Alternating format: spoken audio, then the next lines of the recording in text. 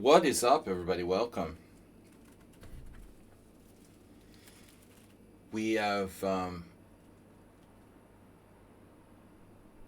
to figure out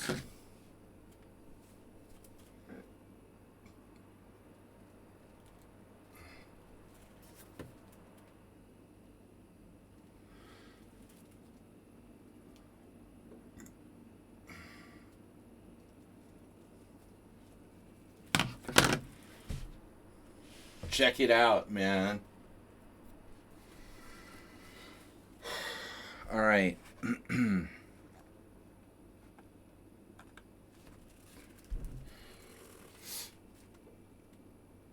not muted.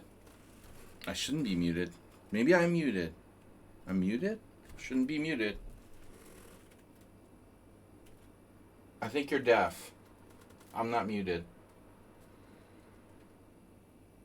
I've got good audio here from the microphone. I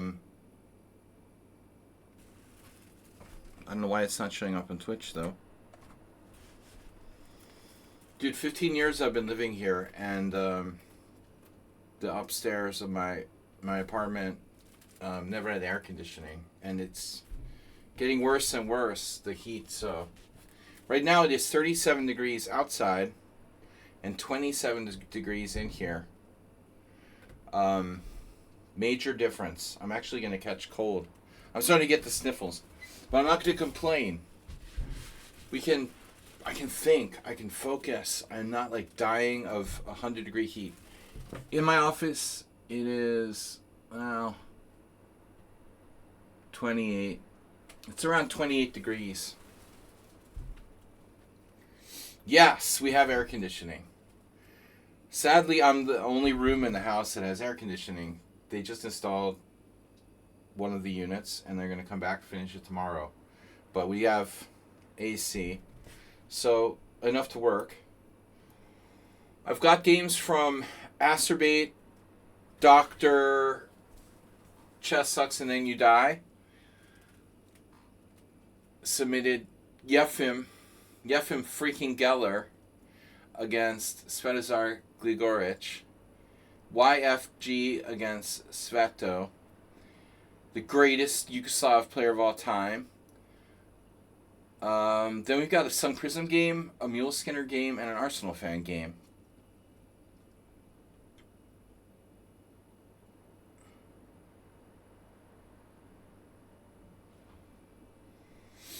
And a late submission.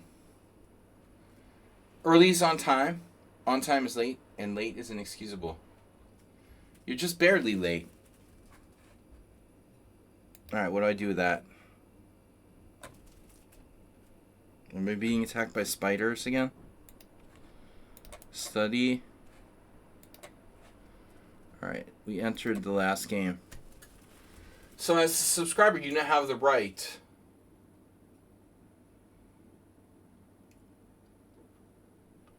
What is this? This better be normal chess. It's not.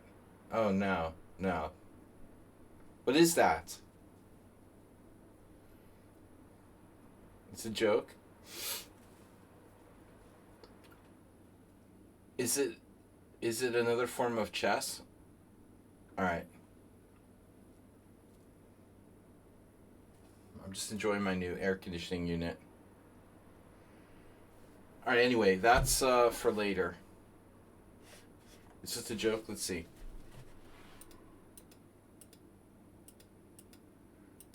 The fastest way to checkmate with the king.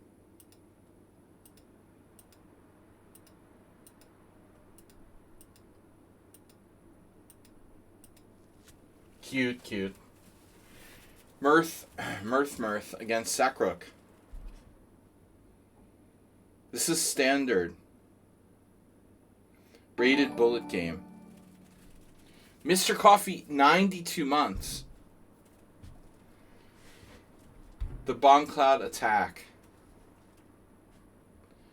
92 months, Mr. Coffee. If you're 92 months, what does that make move 11? How the heck is Mr. Coffee not a founder? A mere 92 months. All right, Mr. Coffee. I told you I'm coming to the States in September. We got the AC on. You see that? Why is my seriously, why is my camera so cloudy looking? Like my hand? Why does my camera look so cloudy?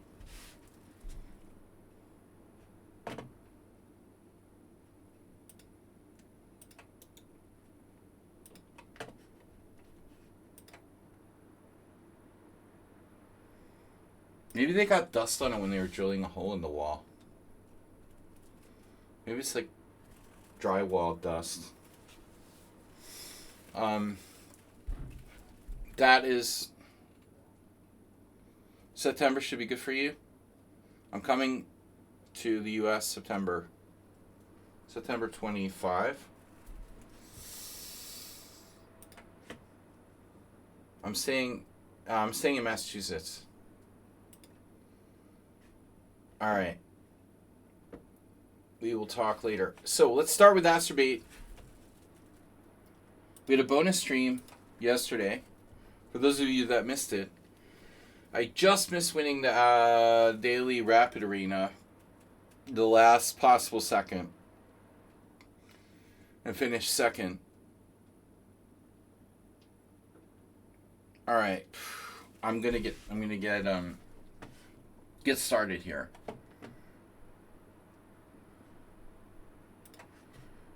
So, Astrobate versus GH750011, 17 kilohertz per second. I can actually think, because I'm not like struggling with 97-degree heat, and so UPSC Aspirant has submitted a game, but I need to see your driver's license. I need to know that people are subscribers. USPC, I call them. UPSC. Hold on a second.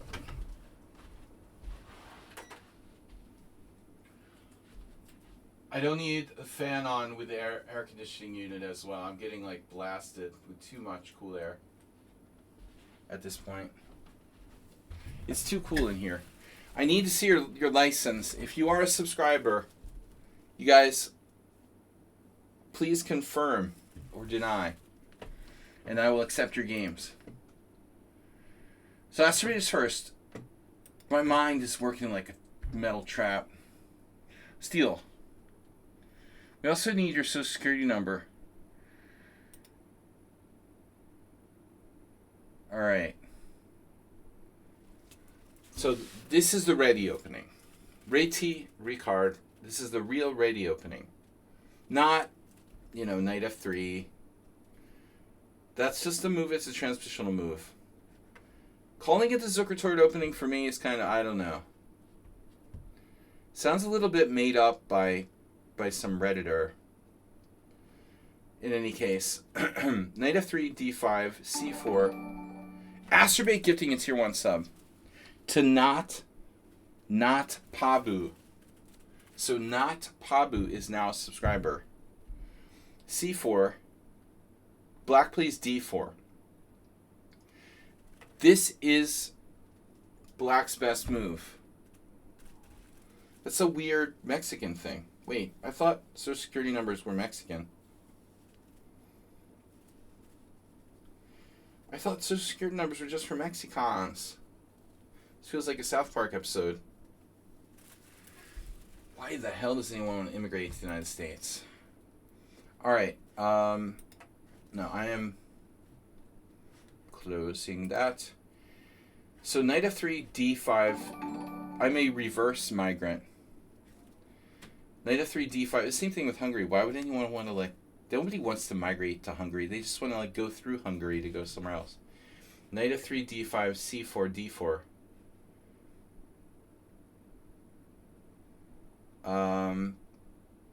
So Astrobate, have you played this before? Because I told him about this. This b4 idea. Sorry. Let's see how many games he actually has here. I'm curious, because there can't be too many. He's relatively new to doing this. I figure we'll see a handful. Okay, he's got 7. So notice they're all new. This is new. Acerbate latest. He's got some wins here against UPSC. Another 1550. He lost to CalArt, 2300. Another 1700. So Acer has a winning score. 5 out of 7. That's impossible. 4 out of 7. Not A3. No, he just does that when he doesn't know what to do. Hungary, it's like the gas station of Europe. Oh, that's weird.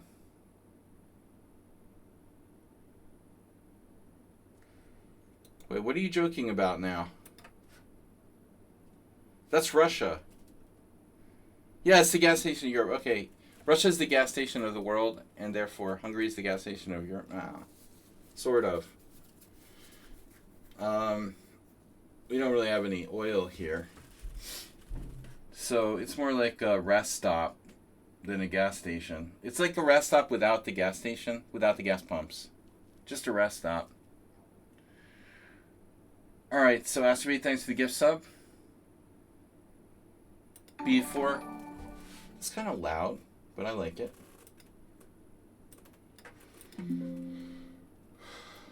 Imagine White wants to play it like a Benko. Well, that happens sometimes. So now, and we could get very Benko-like because Black chose to play... No, Black didn't. The master level, the main move is C5. That's a little subtle for the average player. So here Black plays C6, not great. So the moves that are commonly played. F6, Bishop G4, and, you know, I would imagine Knight F6 is played fairly often. This one, I'm a little surprised by how many games there are. So this got a good following and a very good score for Black. G5. Well, it's a Grob. Grab him by the Grob. White is best knowing what they're doing. So if you take the pawn, obviously Black plays E5. Morozevich.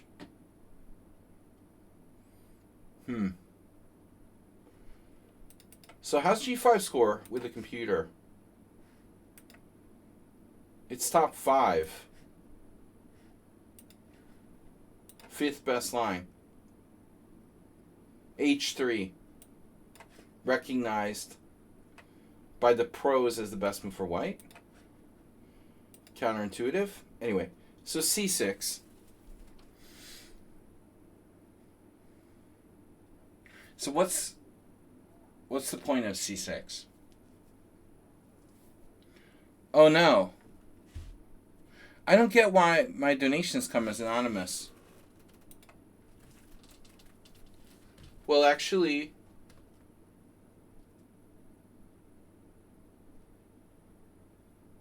that's the first time.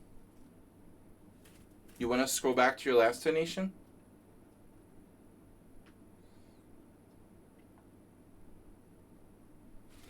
Oh no, that's 2 in a row. Our Brenton 1 was our Brenton 1. Well, you were anonymous. And before that, you were Mr. Death Sweat. So at some point in the last week, you became anonymous. But you're not anonymous to us. But you're not allowed to like make up funny names anymore. Must be a European tax law. 3, 4, 5, 6. So we've got 1, 2, 3, 4, 5, 6 donation. Yeah, they're probably trying to crack down on fraudulent Steam Labs tips going to support rebels and in the African Congo or something.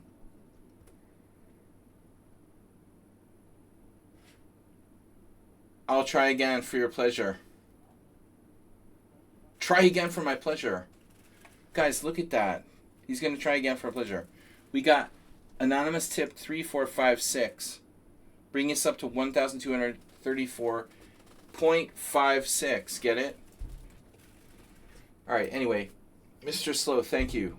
You're not anonymous in our book. But I do think it's interesting that Richard Brenton got R. Brenton 1 there the same day that you were already anonymous. We'll have to ask him if it was different for him. Okay. He's not usually here on the analysis stream days, though. So C6, I just don't really know what C6 does. Did you guys see that, by the way? Just a question. The computer thinks that C6 is Black's 4th best move. When I'm even having trouble figuring out, like, what the fuck does C6 even do? You know? It's like you wanted to play C5, but you couldn't reach. Your arms are too short. You're preventing B5. I mean, what does it do? I don't even understand what it does. It prevents Queen A4 check.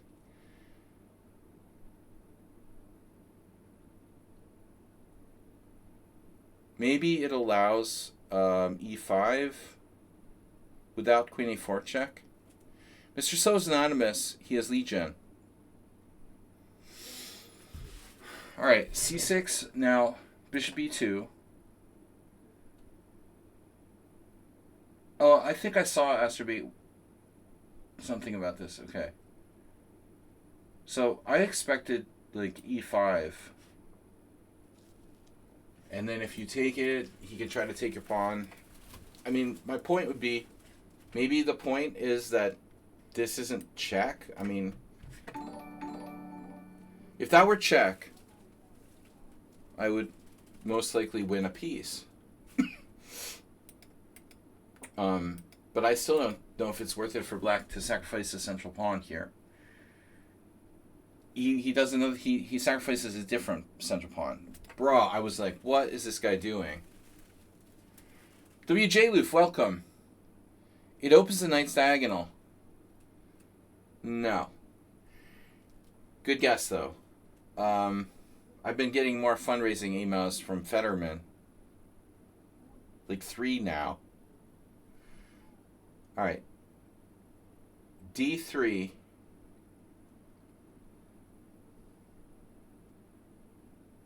Have to look for a color rendering. Strange.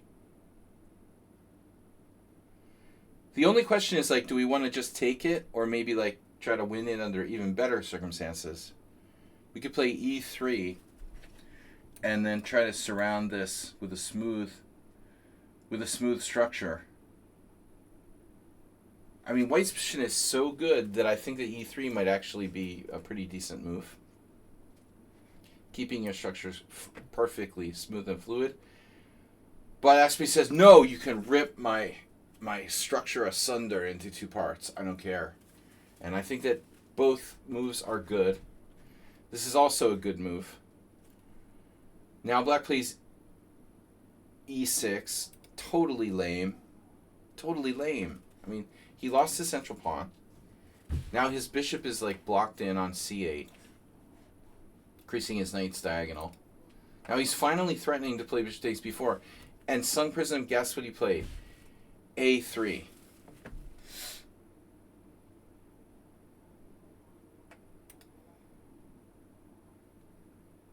And now Black with another horrible move. Okay, I can't stomach this guy's play much longer. So we're going to have to go a little faster. B6, super lame. So I was thinking you just bust the d4 on him. But I could see how Astrobate doesn't want to close this diagonal down. You went bishop e2. The ultimate bishop. Bishop e7. And now, of course we can't play any sort of routine move. If I submit a game I played under Anonymous, can you try and guess my elo? Only for a subscriber. Oh! He's a subscriber. Wow. I guess the answer is yes. That would be yes. Tot 94. Absolutely, we can try that. To guess the elo. Sounds fun. Bishop b7, terrible play by black. 95. Don't develop a castle or anything. And now 97. Challenging your knight. And that's why I hate playing 95 a lot of times. All you're doing is like trading off your own knight. You know, what did that do for you? What did that do for you lately? So 95, you wasted time on a move that simply like trades pieces. I think Acerbate's advantage just went down considerably. Because he wasted time with this 95 leading to nothing but an exchange of pieces. And just when black's position is like almost looking like it might not be that bad, he plays h6. And it's like, what are you doing, brah? What is that? That's horrible. Wasting time, weakening your position. Honestly, Acerbate, at this point, I would give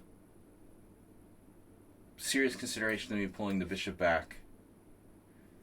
That's more time. Well, we really need to get the knight developed, but you're gonna have to put your bishop on a strange square here. But I'll give you credit. I'll say this, man. After knight c3, your bishop is awkwardly placed, but this guy doesn't want to play f6. So I think he should probably really objectively have no great way to take advantage of the bishop on e5. f6 is out of the question. It's too weak on the light squares after h6. He cannot punish Acerbate for bishop on e5.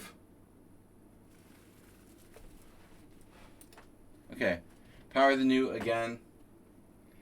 If anybody wants to submit a game, I have to know if you're a subscriber. On Twitch, you're not a subscriber on lichess. That's not a thing. lichess thinks that's a thing. That's not a thing. All right, now I can get the game here. You might have to wait a little while. We'll see. Oh, it's a bullet game. That's going to be a little tough. I would prefer longer games. All right, study. Hey. Did I add it? Add a new chapter? It's in there.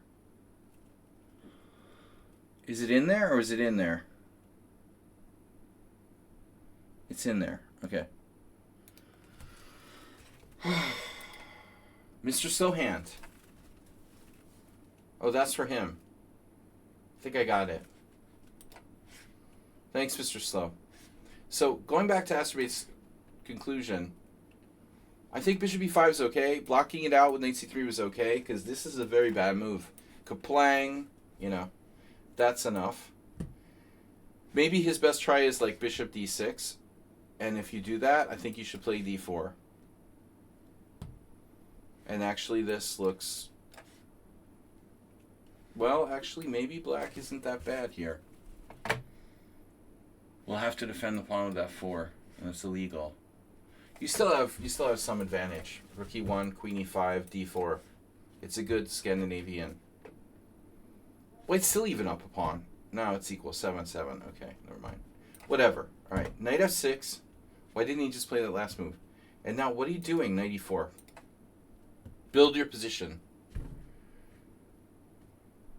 I guess it's not so easy with the double pawns here.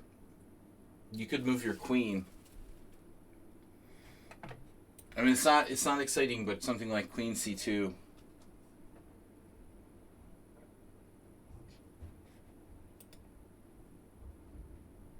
You could try this extreme d4, making your bishop. Yeah, this d4. Why not d4, Acerbate? Actually, d4 looks good. If he goes knight d7, you just back up. No problem. You should have just played d4. Again, another waste of time trading pieces. Knight d7. Yeah, well, that was a mistake, probably. Still refusing to play d4. And now you played d4, finally. I know this was hard to play because you didn't want to block your bishop. But it's such an important move.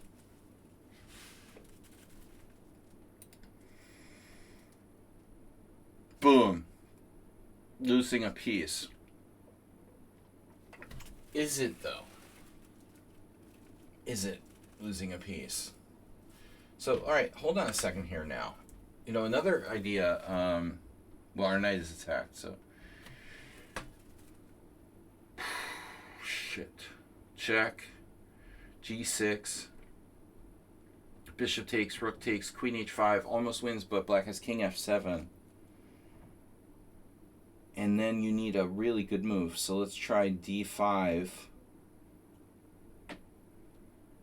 So I say we go bishop h5 check, g6, bishop takes g6, rook takes g6, queen h5, forcing king f7, and then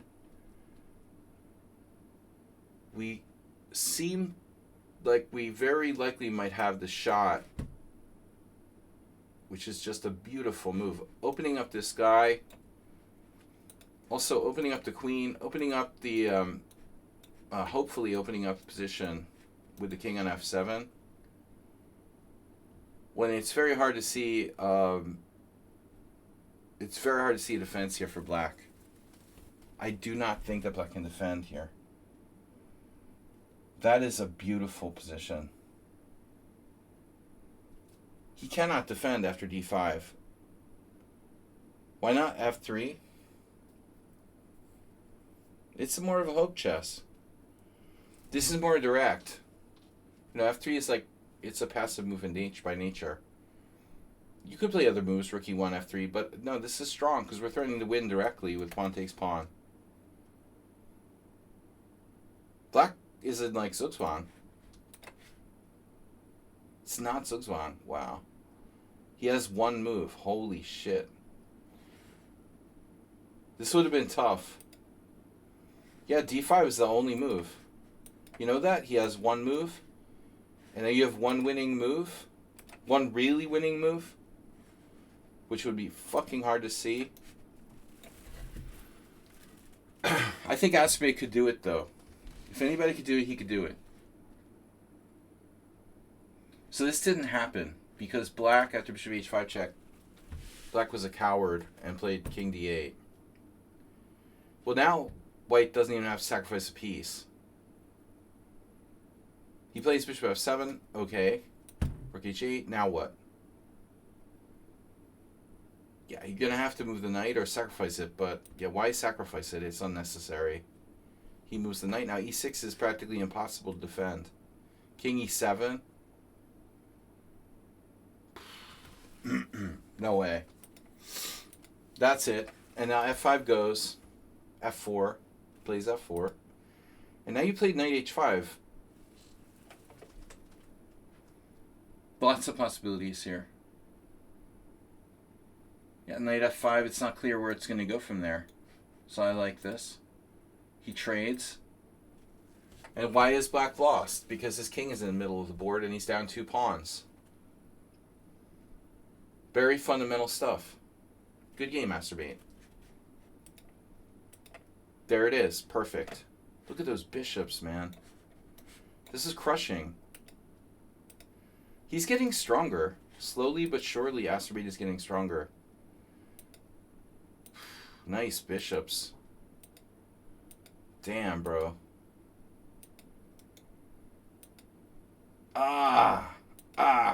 What a beautiful game. All right. So, we got a new subscriber who asked me to guess. Yeah. You post the game, once you check out the game and guess. Yeah, but this is for our new subscriber, J4. Which color are you? You black won. The game I got is from black's perspective. So should I assume you're black? Okay. Alright, we'll see. Alright, so d3 offbeat opening. Whatever. It's a bullet game. Now, this is an unsound pawn sacrifice that would lead me to believe that black is an amateur player. I don't think a strong player would play this, even in bullet. But you never know. There could be some tricky, weird gambits people play. You know, tricks that bullet players do. I'm not going to say you're a weak player because you played d5. It's an extreme, weird bullet move. Bishop d2. Yeah, we'll try to guess like a concrete rating. d4. This looks solid. The whole hog. I would very slightly prefer knight c6. And now knight g3. I don't think your opponent is necessarily bad. Knight e7. That's a flexible move. And then you castled. But personally, they're playing this kind of Philidor Black Lion crap, I would prefer to remain flexible. And then white just castled. It was like he was waiting for you to castle the castle. Now I like h6, taking away all the squares. Over here, plays this. And now c3. Oftentimes white playing this type of setup is so much worse that, yeah, it's bullet. White is oftentimes so much worse that they don't have any alternative but to make this anti-positional break. But, you know, this is an important diagonal.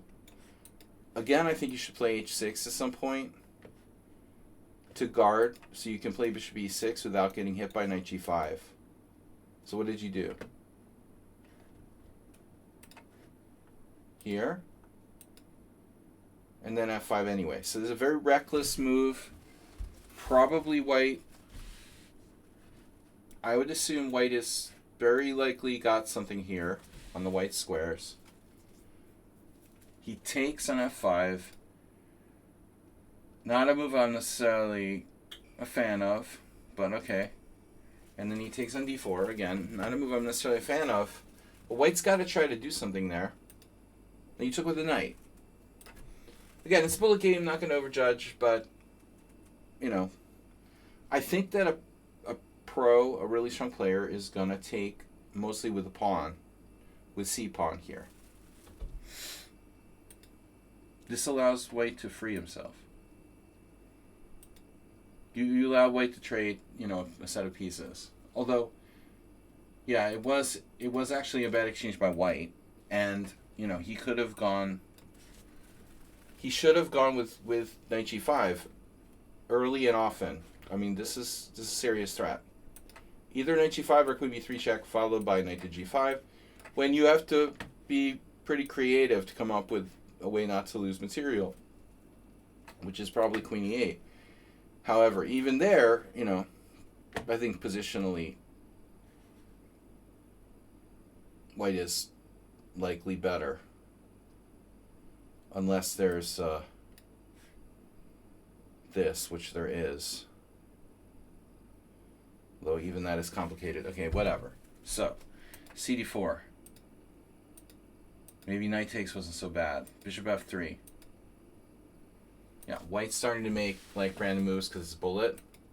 Now black is clearly better. Very good square for your bishop on d5. Now he breaks, but it's too late, and black has e4. You haven't made any blatant mistakes.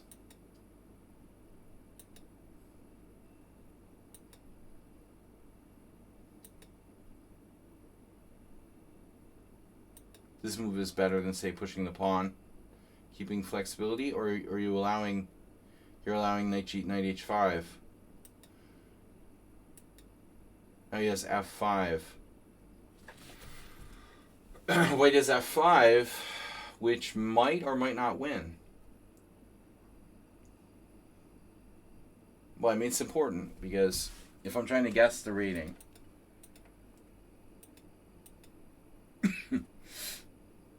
I'm not sure you have a lot of choices here. But maybe queen h6. He misses this move. I think this move wins. Maybe not. You can move the queen. Maybe I'm wrong. You can move the queen. And f6. You still have the bishop holding f7. It looks like you might not be lost, actually. Wow. All right.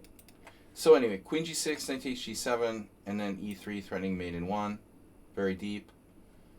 Rook c2, white sees it. d3, rook b2, e2, and that's crushing. So, yeah, I mean, I'm of the impression that black is not a weak player. White, definitely the weaker player. And I know it's bullet, but you get a pretty clear impression in this game that black is the stronger player. From my perspective,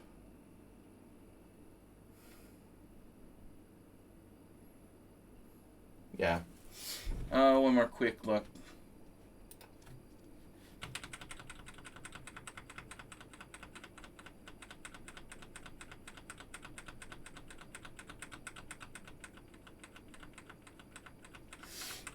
I mean, you get a wide range, really, from one game.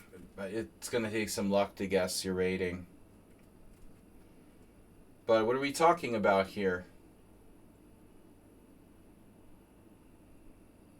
Are we talking about bullet rating? You want me to guess your bullet rating? Or you want me to guess your, like, real rating?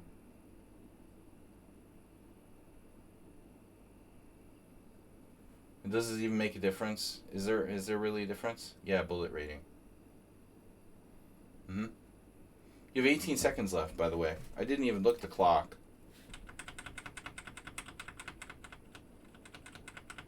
The opening was played extremely fast. I don't really play bullet, but yeah. So he was way behind on the clock too. Yeah. No, I mean, if it's bullet rating, it's got to be higher. I think 2,000. I'd go even higher than Arsenal fan. But if I'm over, I'm over. I'm going to say 2,000.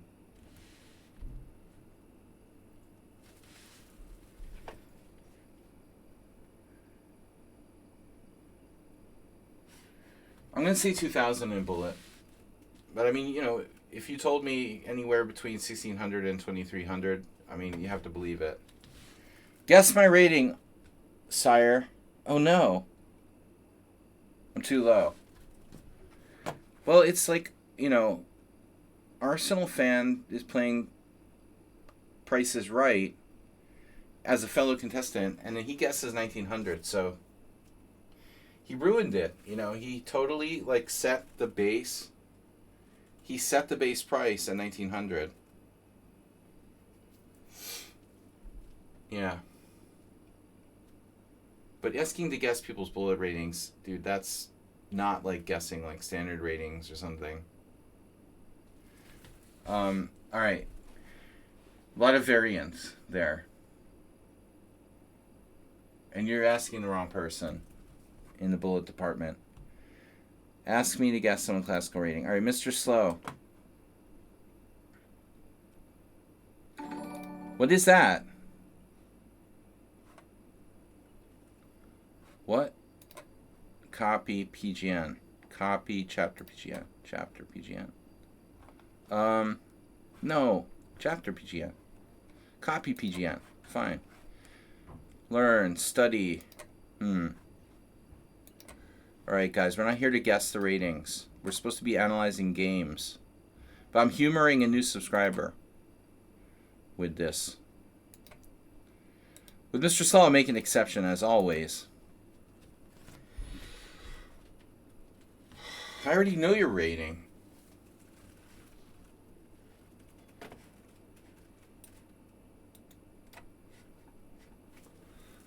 How do I guess the rating when I already know your rating? That's not fair.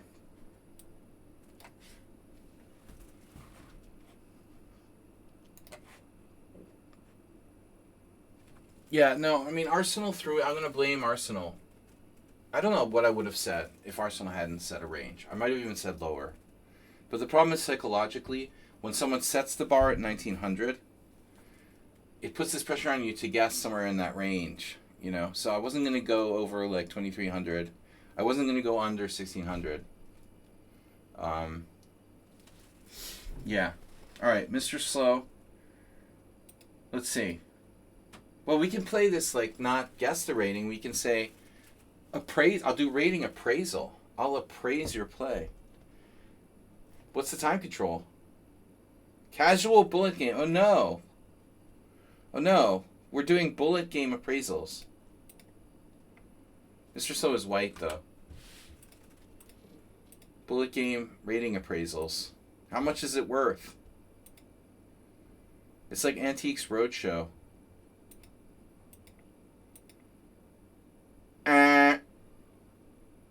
No, that's Nimzovich. The original move that Nimzovich played when he created this variation. Well, I don't know if he really created it.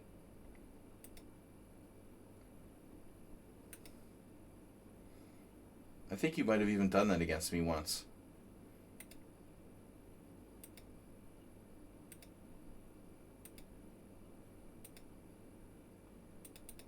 I don't think you're castling kingside.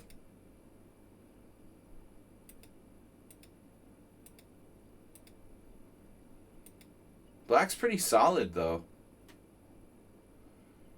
A5. Wonder what I would have played. I don't know, man. I think A5's okay. It's a little bit overly optimistic from my perspective. I think developing with like Queen D7. So that looks a little bit better to me. I don't love A5. G5, A4, H4, very creative, and then A3. And now not B3 but B4. B4 prevents knight A5. Now here's a nice move, D5. Black's clearly not a bad player. I know who white is. Black is like Peter Spidler. No. Who plays the Petrov? Shirov? Black is Kramnik and white is Mr. Slow. D4. And no bad player would play knight A7. I'm not sure if any good players would play it. The ghost of Emery Tate. No, knight A7. Alright. Emery wouldn't play the Petrov. Knight A7. Here. Knight B5. I don't know if I mind trading. I don't know if I mind trading. You could take that knight. You know. What if Black plays F6 now? Oh, his knight's hanging. Okay. So you just went all in. He pulls the trigger on F6. Boris Gelfand-like. And now wait. It's a queen sacrifice. Queen takes H7. No. Knight G6. Positional piece sacrifice. No.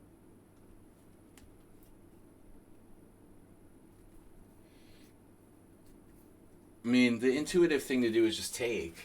But it's kind of lame, you know? This is the first moment where you're like, hey, maybe there's some brilliancy here. G6 followed by H6. But that's hard to play in a bullet game. You need time to calculate, and you just don't have it. Knight F7. Imagine if Knight F7 worked. Dude, how sick would that be? This is so close to working. No, it's not. Never mind. Too much drugs. Alright. Oh, what? Homie took back with the pawn. What? Speaking of drugs. He took back with the pawn. If you take back with the pawn here, you're fucking materialistic and you need to have your like priorities evaluated. The dude played a pretty good game until pawn takes f6. That is a pathetic materialistic move. He has a minute 39 left, and he plays pawn takes f6. Who plays pawn takes f6, dude? Like, you gotta take with the queen. This is a no-brainer. This is a total no-brainer. You're hitting the bishop. Your f-file is good. If he has to drop back to g3, then there's no g-file attack for him. It's insane, you know, to play pawn takes. He's like, oh, I'm going to win a piece. You can play knight g6, first of all. I mean, right? This is like easy solution to not lose material.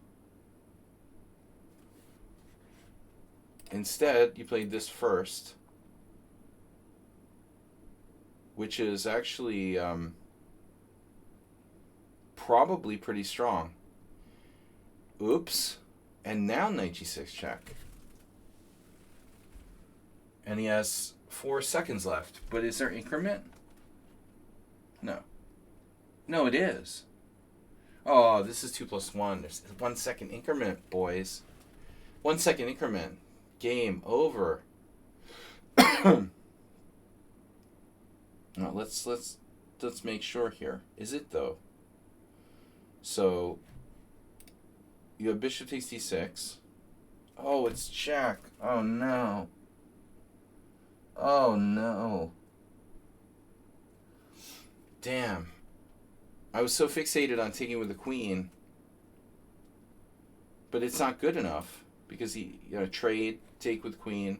If you trade here, he plays like queen takes g6, and then queen f4. No, that doesn't work.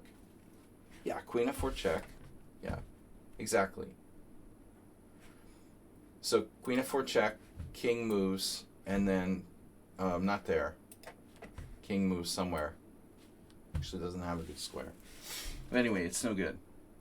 So you didn't play that. You have h takes g check, king over. Now, there's a really nice line here, obviously. If king g8, we may or may not have rook h8 check, followed by queen h3. I mean, here, again, I think this is fine, right?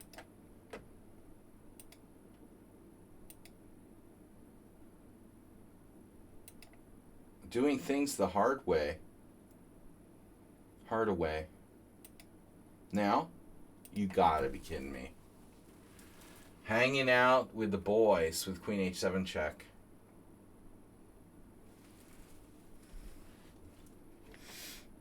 This dude reported you for cheating.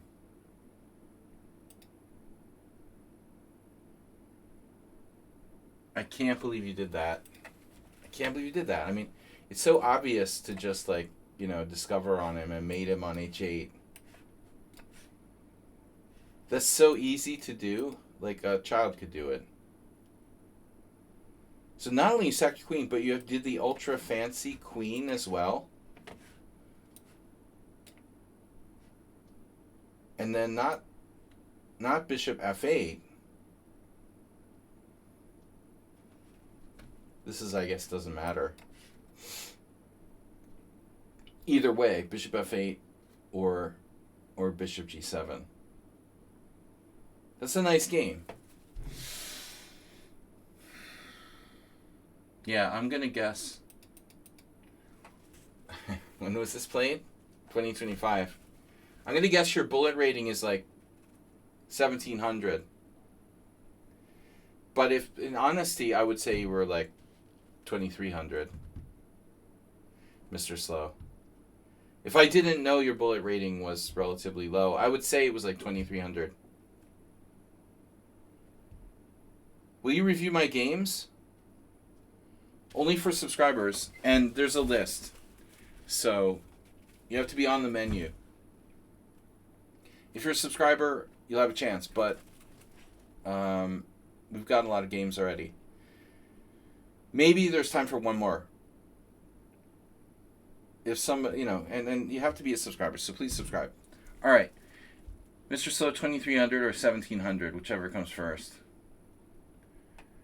Nice game, though. Did you just play this? This is fresh. It's a couple weeks ago. You just subscribed. He just subscribed. If we get any more subscribers, I'm gonna have not enough time for all these games. Send me the game either in personal message or, DM, or on the stream is fine too. We're gonna try to get to our games.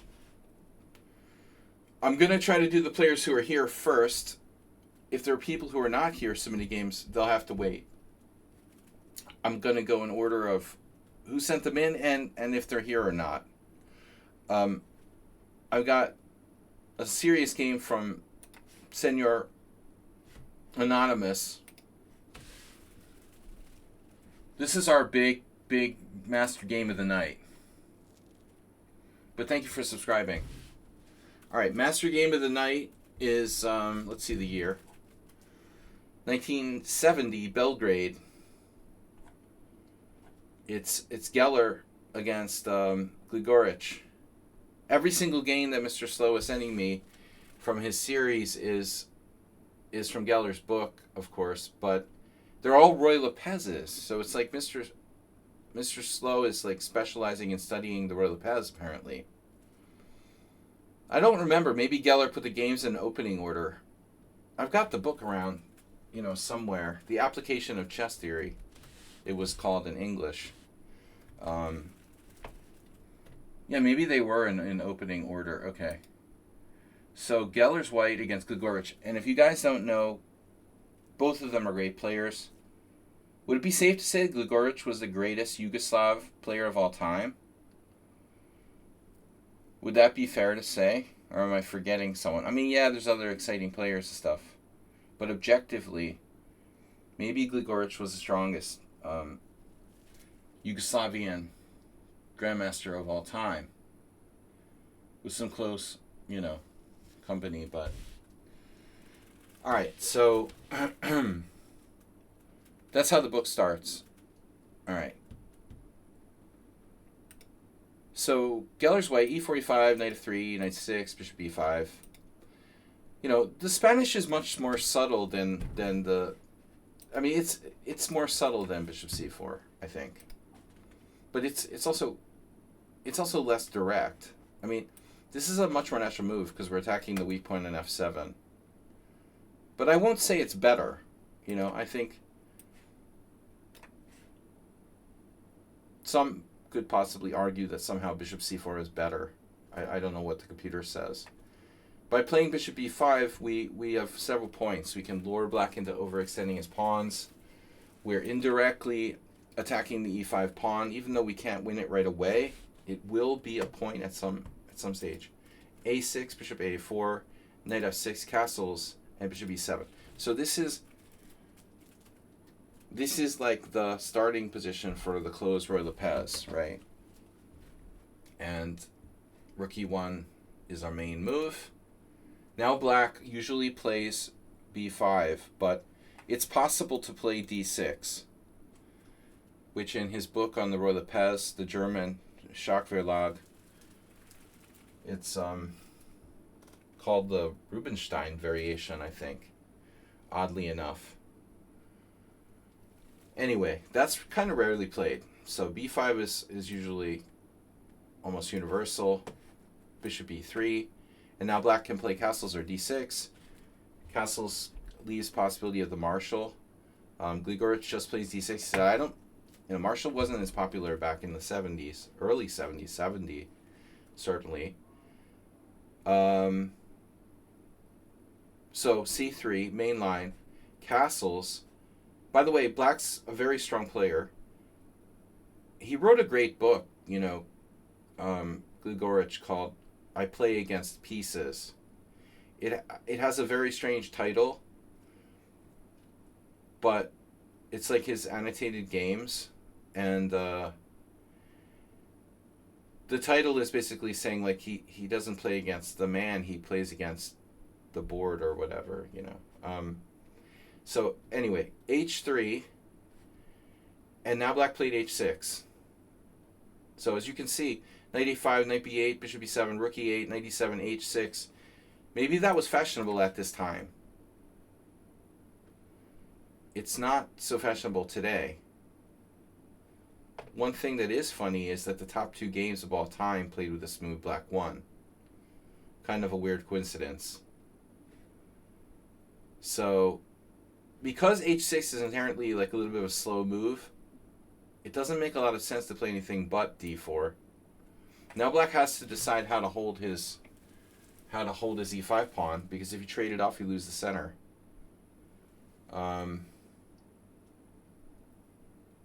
I mean, it's not double attacked at the stage yet, but still. We've got to think about maybe reinforcing that pawn somehow. And this move fails. I've had people play... I mean, I'm not 100% sure this fails, but I'm obviously like bishop b5 can be very dangerous. So rook e8. And I talked about this last time, where black can play the bishop to b7, and black can play the bishop, black can play the bishop to d7, and this is not a very sexy square. Aggressive players tend to look at, I always looked at the Spanish where this bishop is more actively placed. It also guards the pawns that are extended on a6 and b5. But when I tried to play the black side of the Royal Pez a little bit, I had a renewed appreciation for this, because defending this diagonal is actually quite beneficial for black in a lot of cases. The problem is this, what I call, spacing. So the spacing of black's pieces, when the pieces are too close together, then they tend to not coordinate well. Yeah, Arsenal's bishop e3 is also a move. Yeah, it also defends b5, and it also keeps an eye on the a4 push. But I think the downside of bishop d7, although it's solid, is that, again, these pieces are there are too many pieces in too small of a space, and so they're overlapping each other a lot. I guess rook e8 is the best move. It's also flexible, so you don't commit yourself here. This is a useful move in almost all cases. It attacks e4 indirectly, defends e5. f7's okay. There's no sacrifices. And we can oftentimes play bishop f8, maybe future g6, bishop g7, turning into a King's Indian. I've got another... All right, there's our guy, the new subscriber.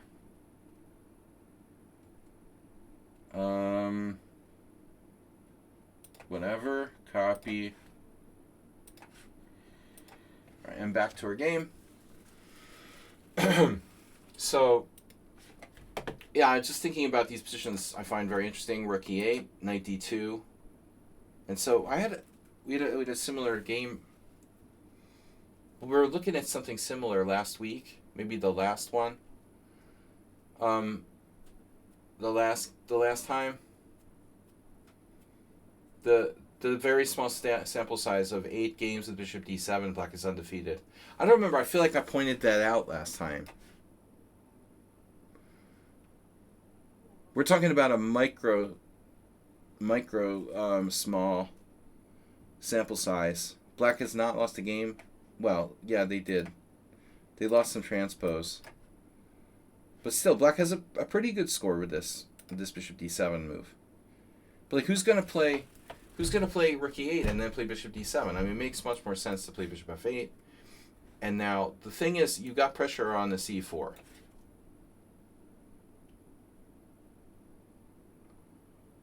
So white, one of the things that surprises me about the Spanish, you think like white has more space, he has a lot of options.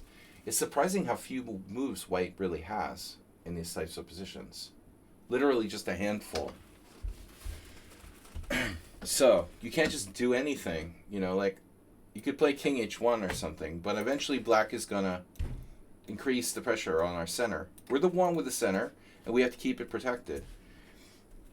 So the little bit surprising thing here, this is the number 1 move. But the reason why it's surprising is because it looks like we're dropping control of e4. But again, the trick is this bishop d5. So if black tries to win a pawn, you got bishop d5, skewering the knights. So white momentarily leaves protection of e4 weak, knowing he can redeploy the knight to g3. Knight g3, it solidifies e4. But I want to suggest the possibility of other moves. This move is played. This move reinforces e4, but it takes the pressure off of d5. This means that it might be easier for black to play. It might be easier for black to play d5 at some point. We also, don't have a lot of tricks and tactics. I would think here, by the way, if black plays something like knight b8, we might transpose to a Breyer variation.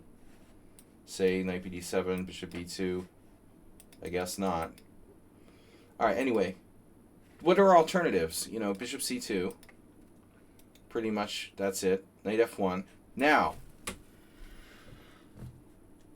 what's the problem with knight f1? A lot of times you put it on g3, and then black plays g6, and I always feel like, well, it has nowhere to go.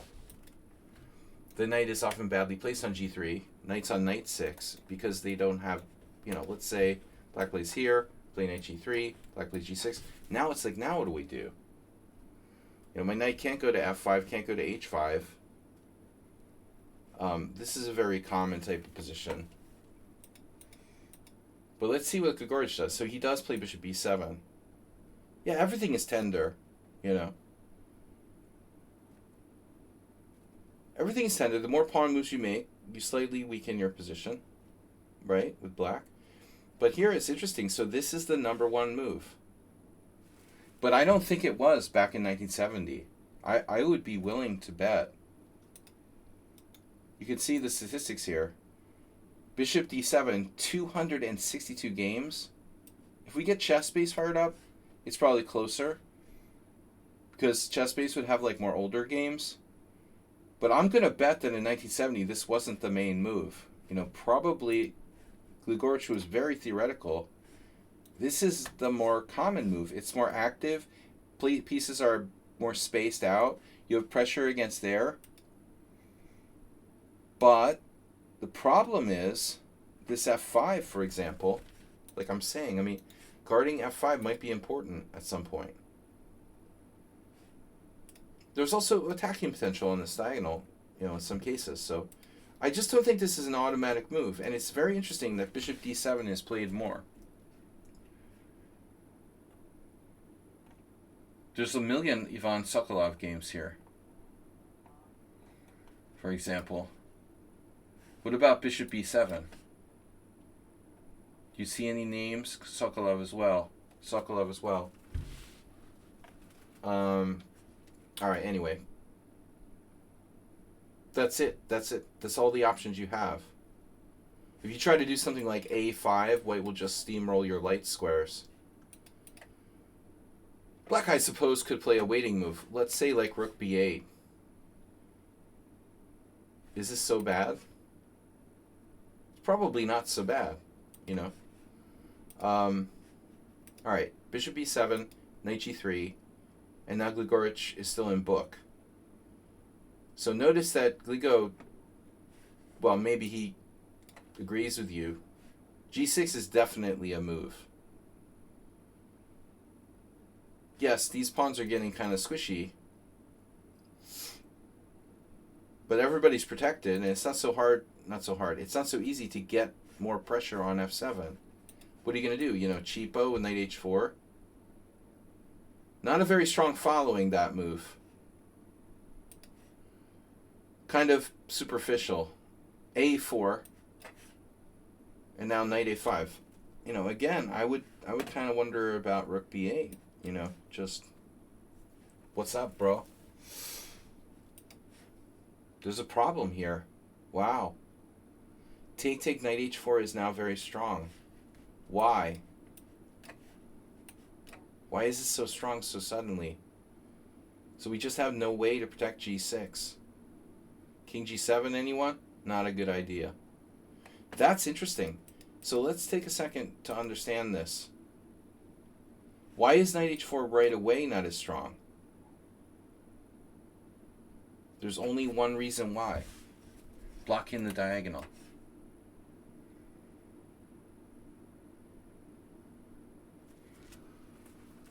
Then we have to go full Rudolph Spielmann, Mr. Slow. Man. The computer actually likes this for white. E takes D. Yeah, well, Camel Dragoon knows what to do. Knight A5? Apparently not. Wow, even a strong Grandmaster didn't know what to do. Wow. This line is actually looking quite dangerous. So, okay, G6 is bad. I think we can safely say it's just bad. Well, that's subtle. Here's another move that we saw. We saw last time. Okay, you don't have to have a heart attack because white's advantage is like 0.8. That's pretty much like every variation of the King's Indian. Closed positions are very different from open positions. I would be much more worried if it was an open position and white's advantage is like 0.8. Alright. Knight A5. Bishop C2. And now black to play. And by the way, we saw earlier, Geller played this line with black too. So he knows both colors. But I'll tell you guys a secret, right? Not really a secret, but one of my favorite books, Alexei Swayton, the Modern Chess Opening Theory book, you know, he basically advocates the Spanish as, you know, being a Soviet-era chess grandmaster and coach. Swayton wrote a lot of books on the Spanish, and he advocated the Spanish as the #1 opening that black study. So you've got players like this era, Geller probably knows this opening, as well as his other favorites like the King's Indian. All right, Bishop C2, Knight C4, and now B3, Knight B6. We both have knights on knight 3, and now A4 is white's #1 move here. Here's an uninspiring move.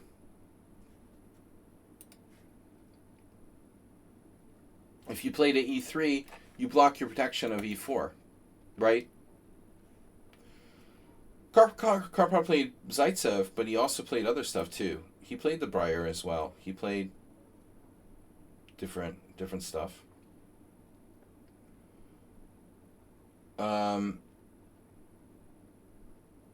Yeah, man, I have a hard time playing this with the bishop on B2. This looks almost identical to a game I had on the stream in my simul like 3 weeks ago. I hate putting my bishop on B2 because it's the same thing. Like you end up with nothing on this diagonal.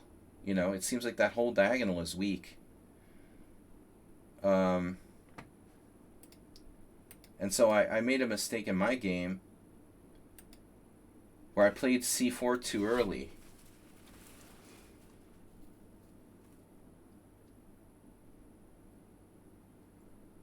So black played knight on BD7, and it became a Breyer, essentially.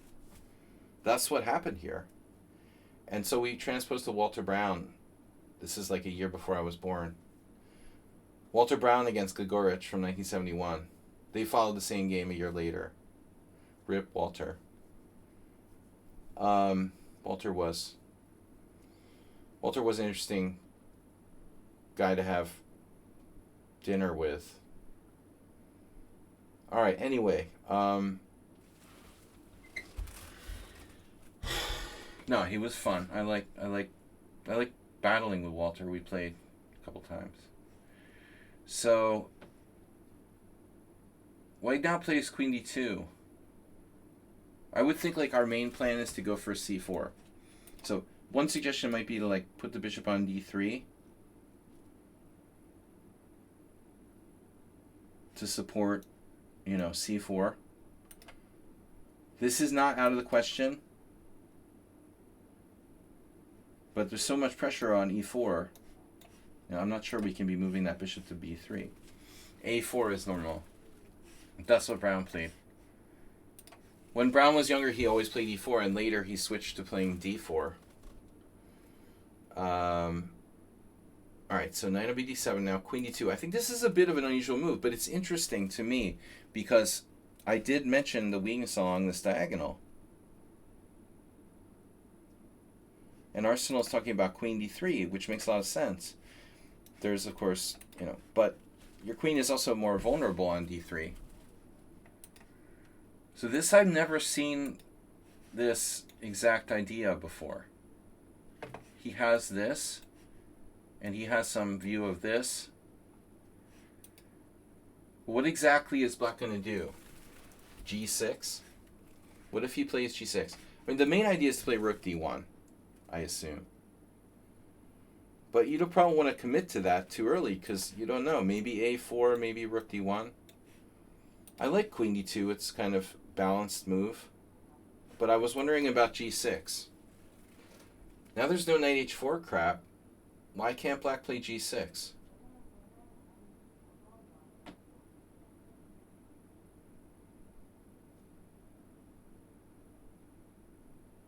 Prepares knight h4.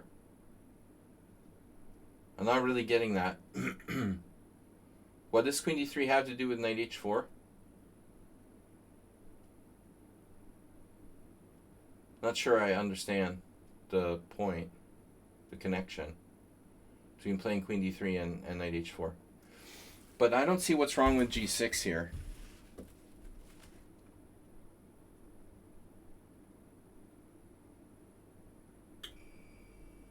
I mean, white no longer has anything on this diagonal. I mean, you could sacrifice a piece if that's your intention to play knight h4, knight f5. Absolutely. But, that's a piece. In the previous position, it was much more like immediate. How did they get out of the 1200 bracket?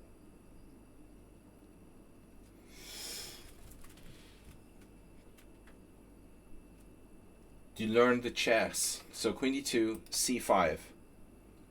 I'm a little surprised by this move because it's not too flexible. But Black is apparently not afraid of d5. So if c5, d5, white apparently has like a massive space advantage. Computer is like 0.8. But it was already 0.8,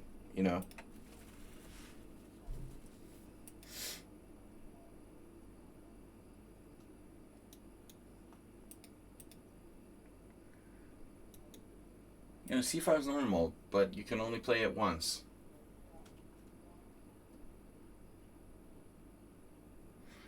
Well, there's no reason, I guess there's no reason to play g6 necessarily. But you got to play something. Okay, c5 fighting for the center. What if d5? Then what do we do?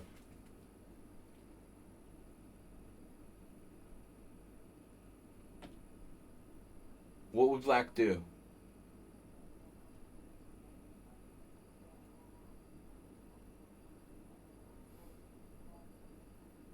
Would he play knight b6, c4, a5, bishop c8?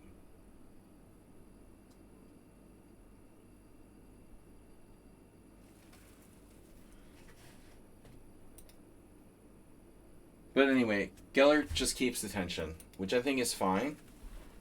And then a very strange move by Gregorich. My opinion.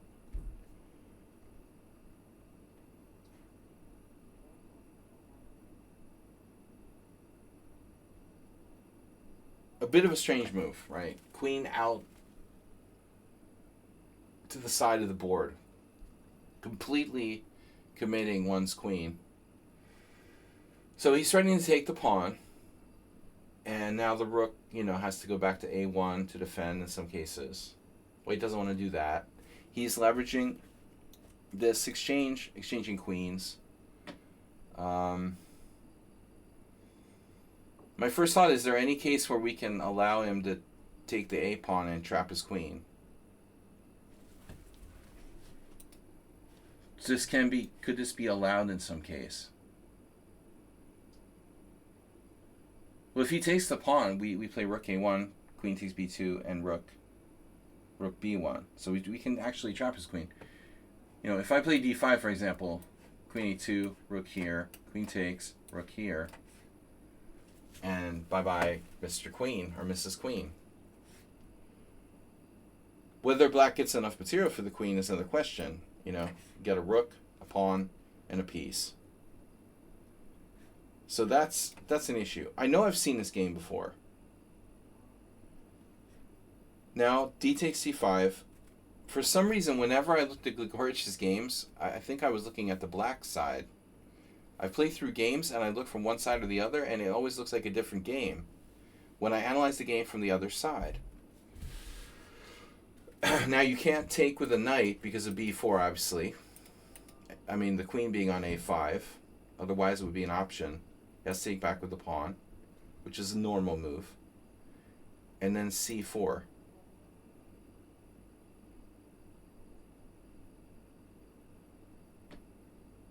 So, if you take the pawn, rook a1, again, the queen is trapped. This loses a queen for a pawn, a piece, and a rook.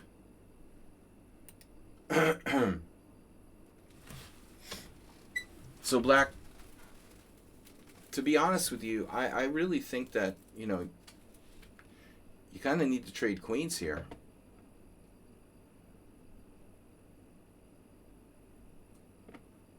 The queen's misplaced. I don't see a reason not to trade queens. I understand, okay, white has an open file.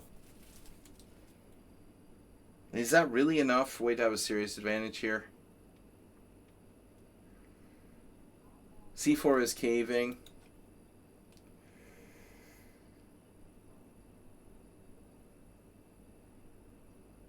Is this really that bad for black? I guess knight f5, knight d6. Alright, anyway, okay. He decides not to trade queens. Keeps the tension. No. Alright. If you're not going to trade queens here, then I'll ask this question. Why play b4?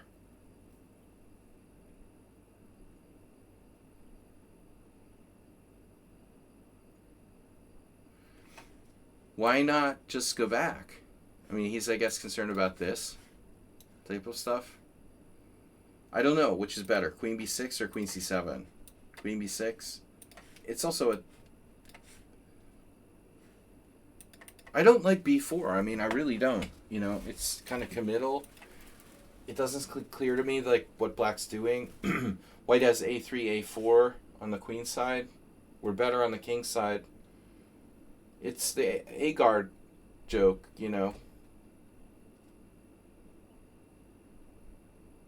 White is better on the king side. A little bit better in the center. I just don't really like b4. The computer doesn't mind it. But to be fair, all of the moves are very close. Queen takes queen is the best move according to Stockfish. b4 is second. Queen b6 and queen c7 and even queen b4, which no one in their right mind would consider. Yeah, that move is not so good apparently. Surprisingly, right? I can guarantee you that Gligorich did not consider playing queen b4. But going back, keeping the tension is a definite possibility. So anyway, he goes here, and then a4. Yeah, Geller didn't want to... the big threat for black, by the way, is to play a5, a4. Magnus did that to me in a rapid game. This, lobster claw thing. So Geller's like, screw that. That's not happening. I'm just going to focus on the king side of the center. If white gets this in... Well, if he gets somehow a knight to d5, it's going to be very powerful. Maybe Gligorich can try to do the same thing, but see, how does he get... How the heck is black going to play, Oh, queen c7 is a start. He defends e5. So black would like to play knight b8, knight c6, knight d4. White would like to play a knight to d5, but how do we get a knight to d5 when e4 is pressured by two pieces? So he goes knight f5, knight b8 was played. They're also threatening knight here, knight. Knight b8, threatening knight c6, knight d4.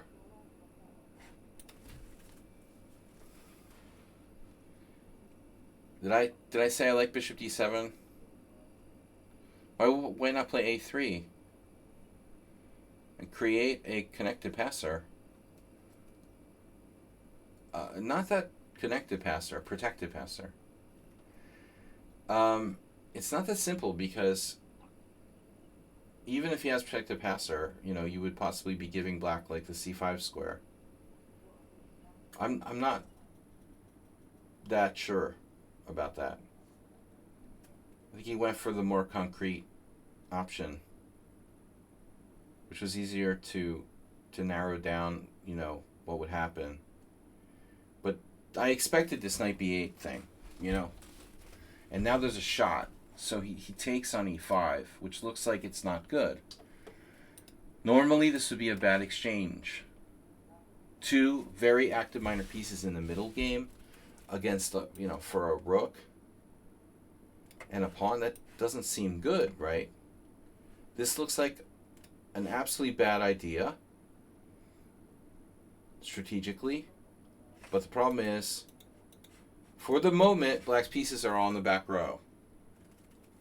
So it was a opportunistic moment. f4, and now where to go? We're threatening to roll it with e5.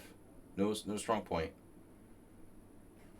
Here, why e6? I don't know, but this is the point. When you lose your strong point, the opponent can push through it. So that's why we don't want to lose our strong point. Now I've got all kinds of shit here. This diagonal, the e4 square, control of d5, the d file, everything. A wedgie with two pawns. Black is totally on his back foot. Look how these pieces are just totally inactive. And whites are all very active. Material is equal. Now, next move, I wouldn't find.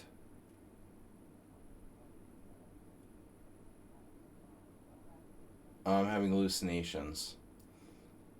The wedgie? That came from nowhere? The thing that came from nowhere. Knight e3, maybe. Threatening knight d5. I'm not a huge fan of knight h4. And putting knight on the side of the board voluntarily.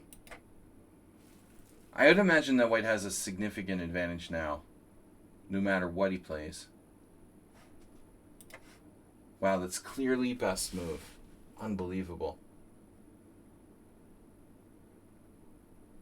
Knight h4 is better than queen d3 or knight e3. Why? Something about just guarding g2. I would have definitely probably gone here. Definitely probably. Okay, there is an advantage. This leaves the e-pawn not protected, so we can't like play f5. So he goes here, keeping f5 on. Knight c6. He still doesn't play f5. He forces a weakness in black camp, g6, and then he plays f5. Take that, bro. So what are you going to do? You're going to take it. I'm going to take with a knight, and then you're going to hit me with like rook d8, and I'm going to sack my queen or something. Oh, there's mate on h7. So this is the problem. Takes, and then we've got little whammy on h7 mate. Very hard to defend h7. This is the only way to do it. And now I suppose he's also got to watch the g2. So white defends that and threatens to discover on the black queen. Bro, seriously? King h8?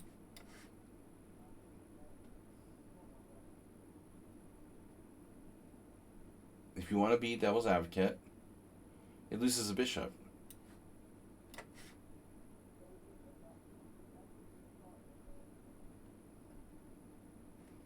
Yeah. It'll lose the bishop on b7 probably.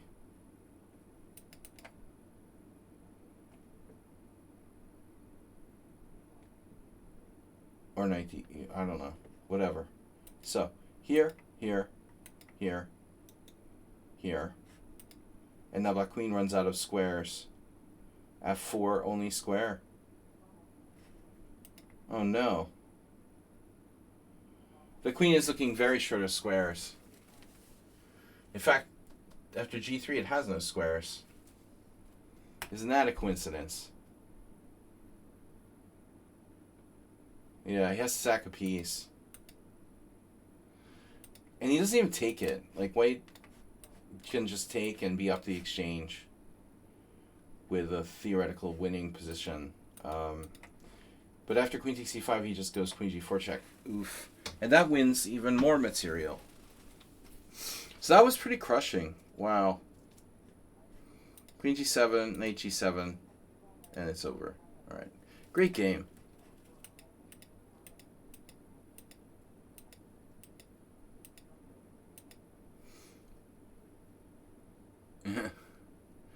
Something about knight h2 check. Nice one. All right, thanks, Mr. Slow. As always, great submission. We got a whole bunch of games left. That is gone. Delete. Okay. Anon. What is anon again? Did we do that? We did that. That's the same thing. Oh, no. What did I delete? I don't know what I deleted. Did I delete the wrong thing? Daibo, you're still in there. Arsenal fan is in there. The other game I shared with you is better. Oh, you shared 2 games with me. You sent me 2 games.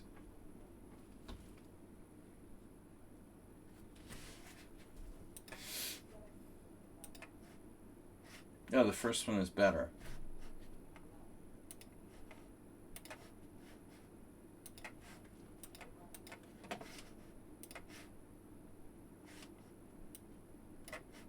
All right.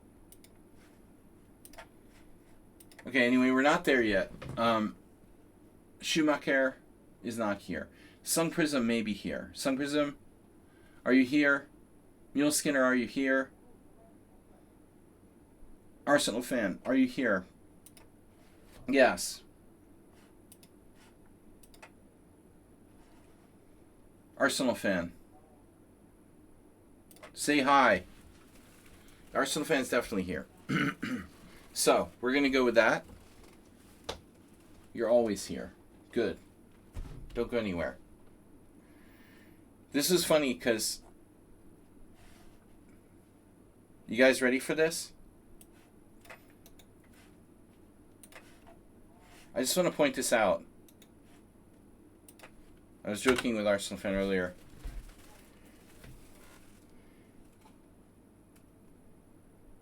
Expressed affection won by resignation.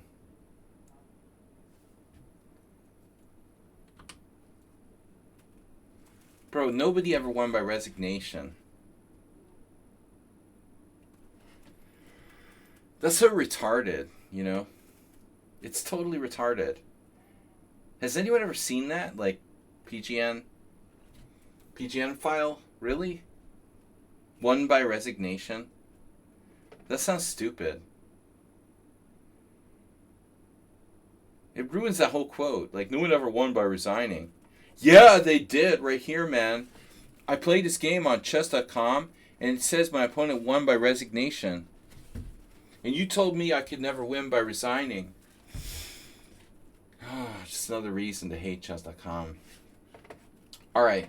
Never join a chess site made by, like, people who can't play chess. Oh, wait. That accounts for, like, all chess sites. My bad. What if people who actually Plate chess, design chess sites. You know the problem with chess.com? It was created to make money. It wasn't created for the love of chess or something like that. That's my problem. All right. Now, we're going to do Arsenal fan. We all win by resigning. You're a winner too, Arsenal fan. Let's see. E4 French. French Tarish. Nigel short variation. This is, I noticed okay, this is kind of a irrelevantly not important variation. Yeah, I mean, I know they play everything. I saw my teammate play h6. They play it's ridiculous. a6. I mean,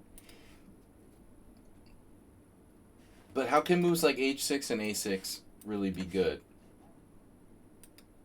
I prefer a6 definitely than weakening my king side with h6.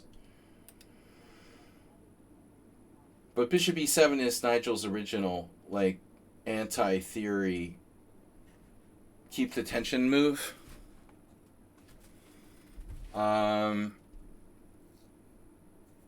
Oh, nice.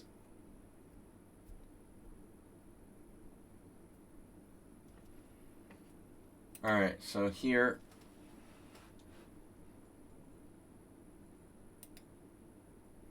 Now you're blocking your f pawn. Arsenal fan did this against me the other day. The good thing is, he listens because he's blocking his f pawn. After e5. No, here he can't play knight g5 like he did against me. Knight g1. Stop blocking your f pawn. Okay, I don't really know this line. I do know a few things. This is a move.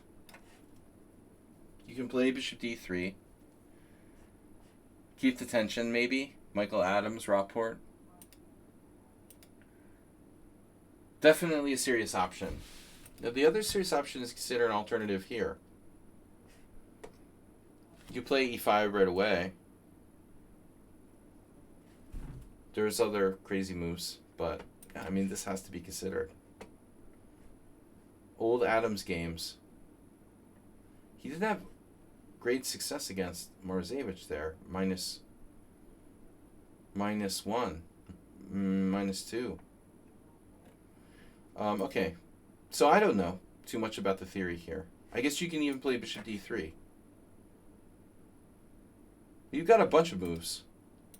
This is just one way to play it. Knight f6, e5, knight fd7. So now you have a choice between what? c3, bishop d3, bishop e2.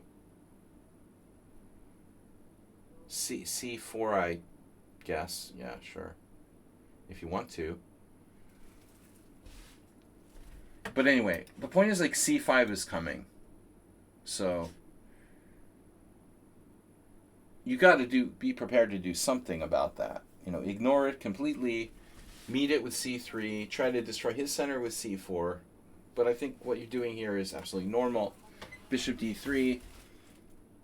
Black could also play b6. And now, want to get funky? No. We have to support our center.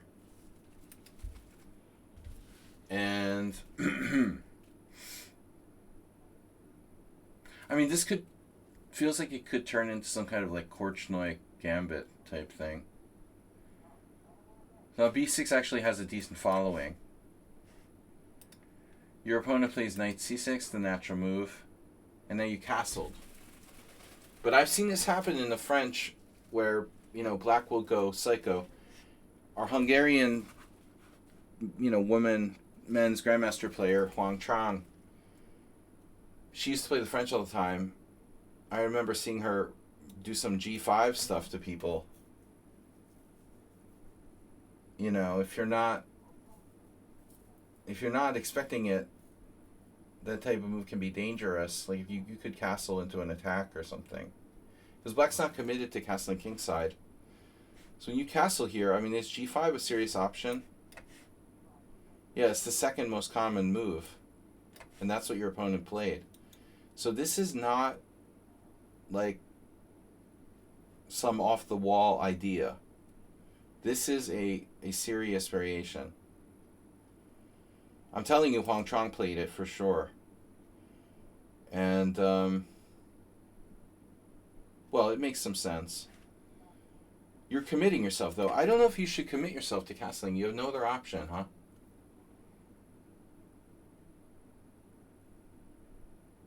Maybe you have no other option, h4. h4. And go down in flames.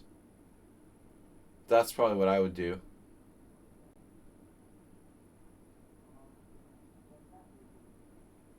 Yeah, I mean, knight f1 I thought about. The nice thing about h4 is that it prevents this g5 crap. So let's say we play h4, right?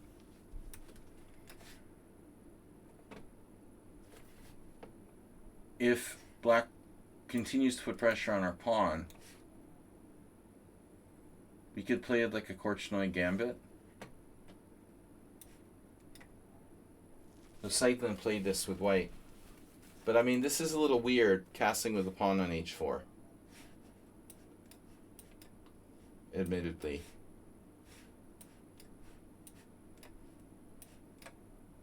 This is the problem. The Mark Seitlin beat at 2200 doesn't mean a whole lot. No, it looks like you're committed here.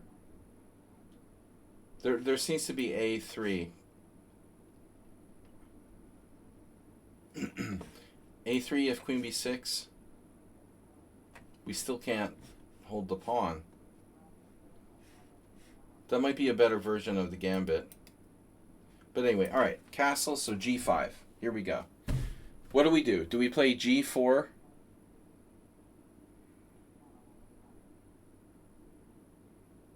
Not a good idea.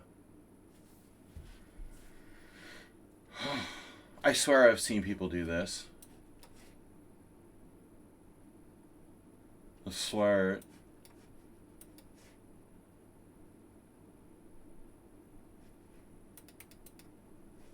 But not the safest tool in the shed.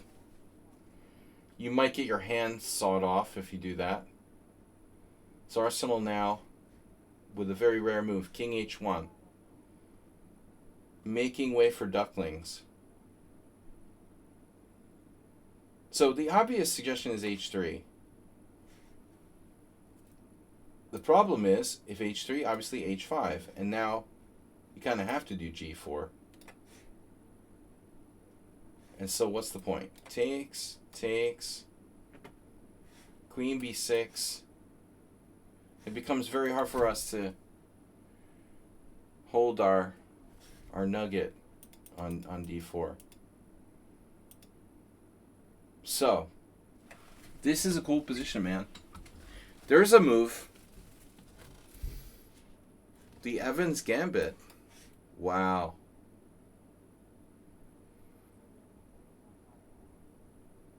I see. So the idea is to just counterattack. G4, B5? Is that it? Take. If you can do it, I can do it. Okay, very cool. I never looked at this before. Arsenal fan probably didn't seriously consider knight B1 either. God, that's pathetic.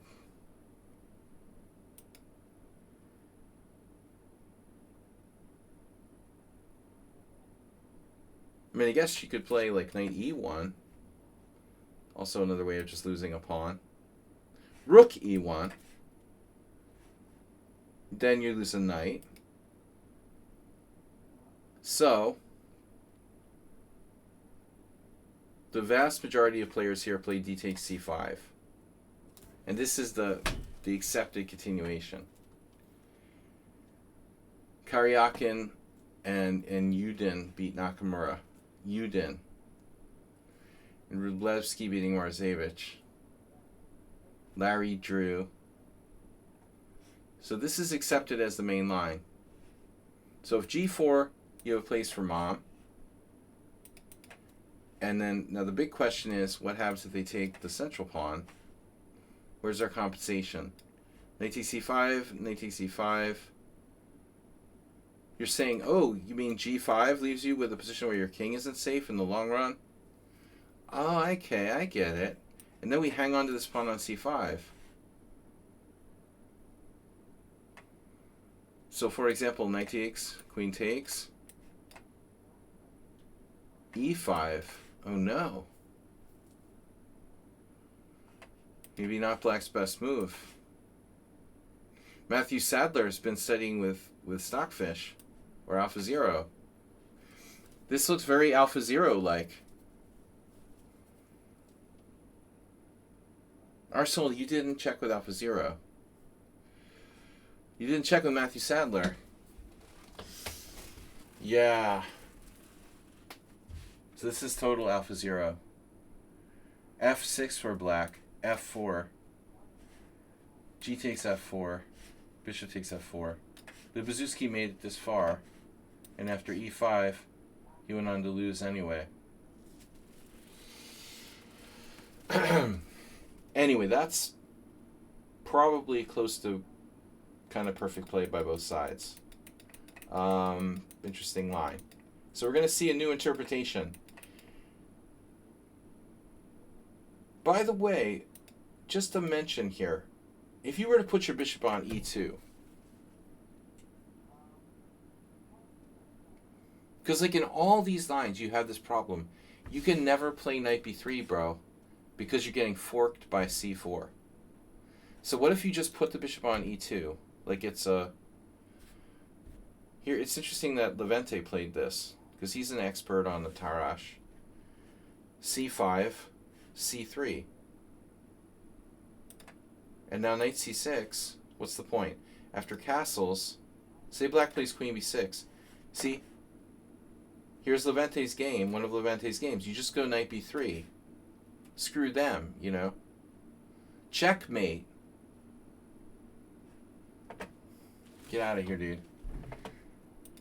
You're trying to checkmate people with the Tarrasch? Alright. King h1. Now h5 is the normal move. Your opponent exchanged on d4. So exchanging on d4 would allow you, maybe knight takes d4.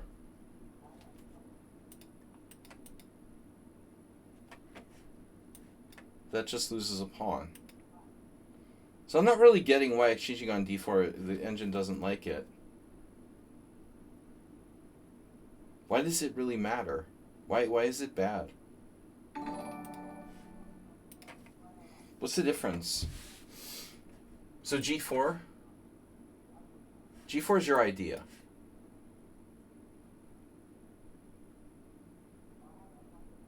You're going to pick this up. Black has h5. Alright, so this is interesting. King h1, not a new move. And then this is a new move. And now this is going to lead to, obviously, knight there. Although you have to consider knight e1. You want to go here. Or maybe even h3. So everybody's waiting for black to play h5. Then you go back to e2. And you can guard your pawn. He takes this, you take that, and now all hell breaks loose. Now I'm officially, like, scared for black. Because he lost, you know.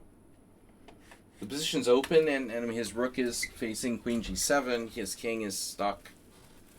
Maybe he really will get checkmated. Damn. So this looks very good for white now. And this is the point where Arsenal gets overconfident. Right about now. If I'm not mistaken, I just feel the overconfidence exuding out of Arsenal fan at this point. I'm checkmating this guy. He's thinking.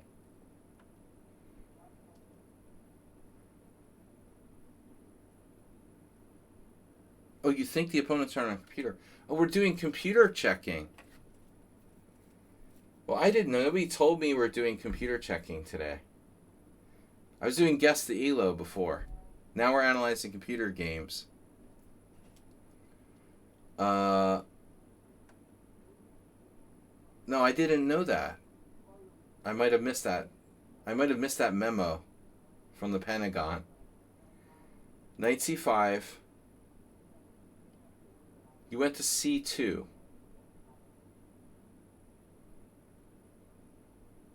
Not a decision I would take lightly here. Where to put my bishop. I have to say, I kind of like b1 better, even though it obstructs the rook. If I look at this, I might see some sort of a4, rook a3 miracle. I don't like my bishop getting attacked. We'll see if this is relevant later. Queen b6. Knight on g to f3. You played on chess.com and then okay. The opponent might have been cheating. Bishop d7. What, a 1500s? Don't play like this? So far, he's only played like 2250 strength. 24-hour stream. Right? a3, a5. So where's he going to castle? Queen h5, trapping his king in the center. Oh, and he castled there.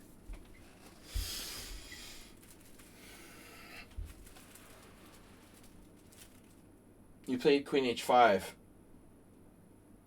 not trapping his king in the center. No, the problem is that you didn't know he was a computer. I hate that, you know. You realize too late that it's a computer. Sometimes it's like after the game I realize I played a computer. But at least that's more pleasant, like actually playing the game. You need to realize f5 somehow, you know.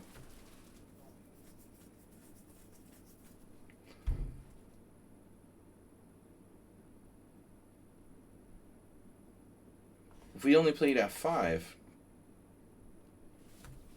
Arsenal fan, can you explain to me why f5 isn't good?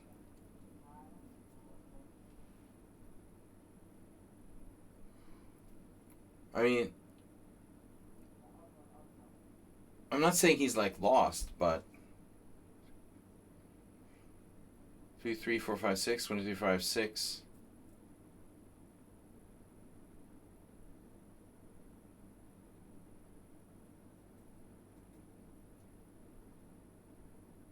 The thing is, like, okay, he can castle. And then on f6, you're like crushing him spatially. You have stuff like b4. I don't even want to imagine what happens there. You could attack your queen, but no. So if he does this, he's really in big trouble. So I guess if you played f5 instead of this queen h5, he kind of has to take. You know, he may seriously have to take. You think he has 94 here? Oh my god.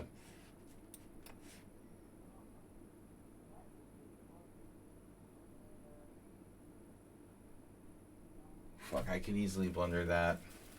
But it's not so simple. Now there you have an in-between move, don't you? Like knight takes e4 takes. We have all sorts of in-between moves. This is not a problem.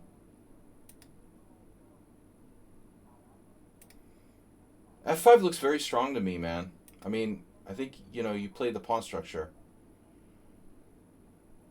You play the pawn structure first, and then the tactics follow. You need this f5 break. It's also nice here. He could try to take, and then admittedly, like, that is your good bishop. And you're like, how am I going to checkmate him? Well, you might checkmate him on f7. I think you have an advantage, a pretty serious advantage here. But this is like, oh fuck, he can sack his f-pawn. And if he's a computer, you probably are in trouble now. But I'm not convinced if he's a computer or not. I don't have enough information, but alright, this is a great try. I think you still can try to play f5. I kind of agree with you not grabbing this pawn. But on the other hand, you can try it. Definitely not the safest move. Yeah. No, I like playing for the initiative just as much as you. This is still a possibility. Not as strong as it probably was. b4 is wonderfully tempting.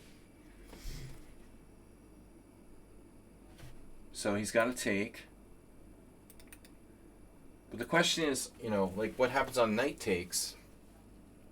I thought he would play knight takes. You probably thought he would play knight takes.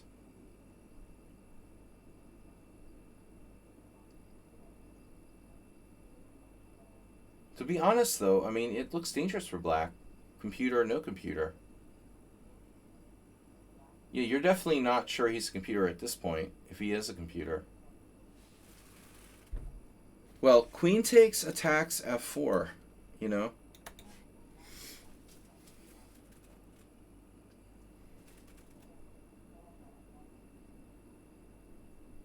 In the event of, like, bishop a3, it's the serious consideration. It is, well, was part of your center. That's exactly what happened. Check on a8 doesn't seem to necessarily do anything. But I have to be honest, like if you see bishop a3, queen takes f4, maybe we shouldn't be playing bishop a3. So this might be an important moment, bro. Like, you have alternatives to bishop a3. But let's just think about this position objectively. You're white. The guy's king is kind of open. You're down a pawn. But do we fundamentally believe that you have compensation for that pawn? The problem is, even here, like rook b1. Rook b1, there is this. But I'm thinking you have some real shit here. What I am worried about is this now. Hitting this loose bishop. That's really annoying. How do we protect that bishop? You're going to be playing something really stupid now. I don't know. Knight e1? Like, what are we doing? I'm not taking f4 there. I don't think rook b1 is good either. We need a good move here. Bishop a3, queen f4. What's the follow-up? This bishop's on f4. I like that. That defends f4. What we need is a good move. We need a good alternative to bishop a3. Any suggestions? f5 anyway?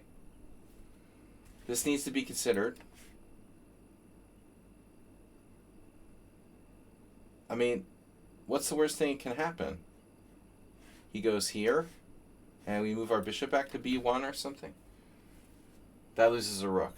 Alright, never mind. What's the worst thing that can happen? We lose a rook. Well, we have a check. Alright, I have to look at the engine now. It's a very subtle position. f5 is best, and the move I couldn't find, rook a2. Defending that. The mystery of defending this. Rook a2 is really hard to find. f5 is not so hard to find. Your move is apparently okay, but I didn't see how we can make this work.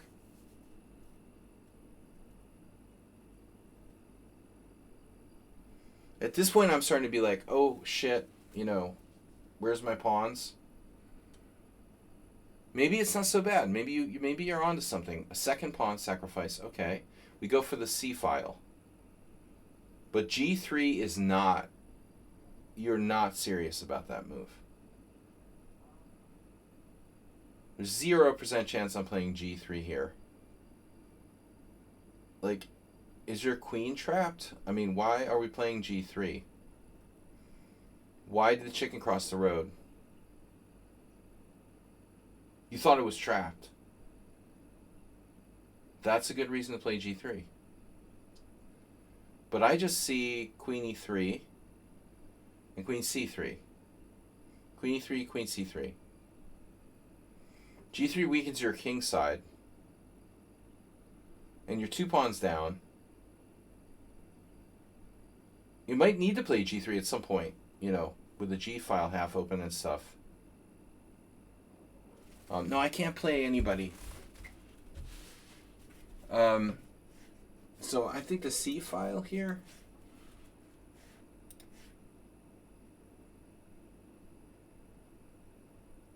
So really tempting is like rook fc1.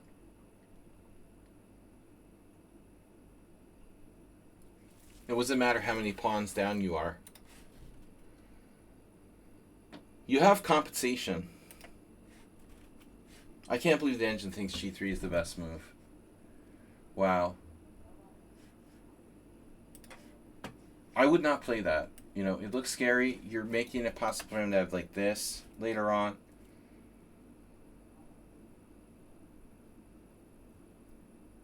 I just don't see the need to play that, but okay, fine. It's apparently okay. Queen e3, rook e1, queen c3, as expected. Now there. Okay, fine. You're still fine. Queen a5. Is that really his only move? Why doesn't he go back to e3? What is this? Is he stupid or something? You're telling me he has a choice between queen a5 and queen e3 and he goes to a5 in this position? Yeah. No. He's not using the computer for all the moves. You're definitely going here. I mean, anybody normal under any normal circumstances is playing queen e3. And if you offer a draw, I'm taking it, probably. Alright, I had enough. It's weird enough. Alright, draw is fine with me. If it was me, I'd be like, alright, yeah, it's really unclear. But this move is like, dude's nuts. You know, he's nuts. Queen a5. That's crazy. Extremely dangerous move.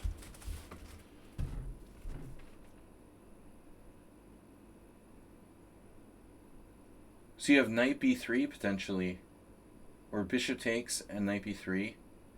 But here's a huge concession coming up.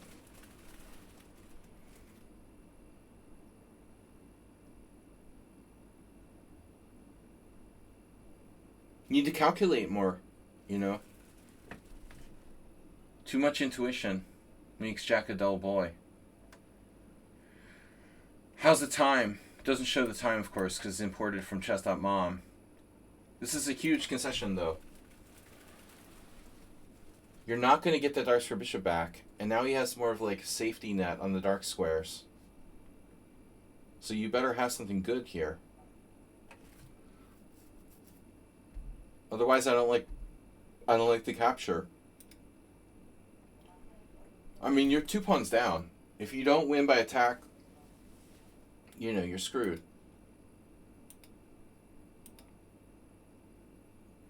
You hung a piece now? No. But should we consider taking?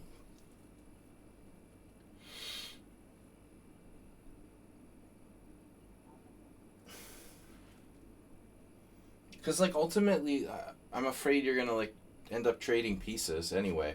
I guess you didn't like this, probably. Wonder why. Okay. Queen takes f7, hitting e7. Rook e8. So now we'll see if he's a computer. If he defends this, like, perfectly, using no time, yeah, maybe he was a computer. So he finds the only defensive move here. I agree, like, probably most people would play this rook. Not necessarily, though. Alright. Maybe he has a 40% chance of finding this. It does give him some knight d8. It's not so stupid. Okay. Here, bishop takes c6. So you finally did it.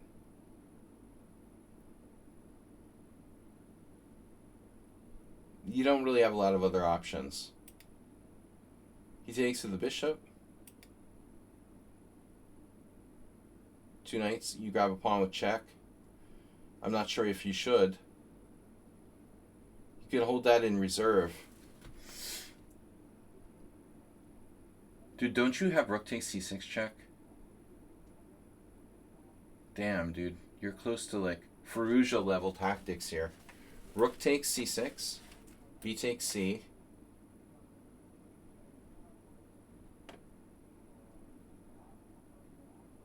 This is awfully close. Nothing here. It's a draw. Damn. So, you took the pawn. This is also okay. King c7. Oh, God, dude. Took on d5. So, knight d4 isn't possible. Or is it? Oh, no. What about knight d4? You have rook takes b7 check. Ouch, ouchie. This is a beautiful move, you know. Because when he takes here, you smack him with rook takes b7 check. I don't know if it's enough, but it looks fun. King takes, queen takes check, king a7. And now, unfortunately, your rook can't go to a1. But I think it's safe to assume you have at least a draw.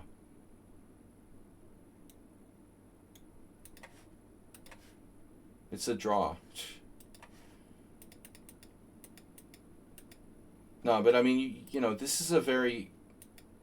I'm just going to call it a slightly dangerous move. You're going to have to sack the exchange now.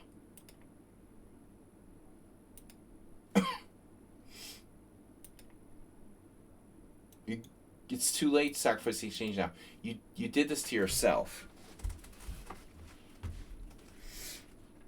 I'm not taking the pawn, and I warned you about g3 like, you know, 16 moves ago. This is like self-fulfilling prophecy. You started with g3, but taking this pawn on d5 is totally unnecessary. You got to find something else. But even having said that, you still have a chance to sack the exchange here, no? It's not too late to do this. It's still a draw, looks like. Yeah, I mean, I don't know if this guy's suspicious or not. I mean, he's way too good for his rating, obviously. Whether or not he's a computer is another story. As always, like, I play people who are 1500 and they play like they're 2200. Well, that's probably because it's his roommate who's 2200, not necessarily he's a computer. But, yeah, I mean, you did it to yourself, and now this is obviously a problem. And it's over. Brutal.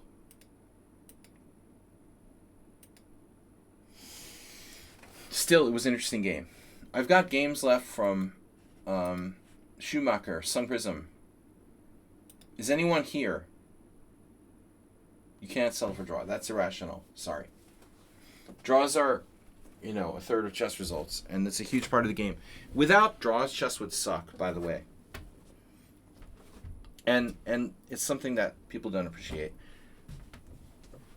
Without draw being a part of the game, it would really suck.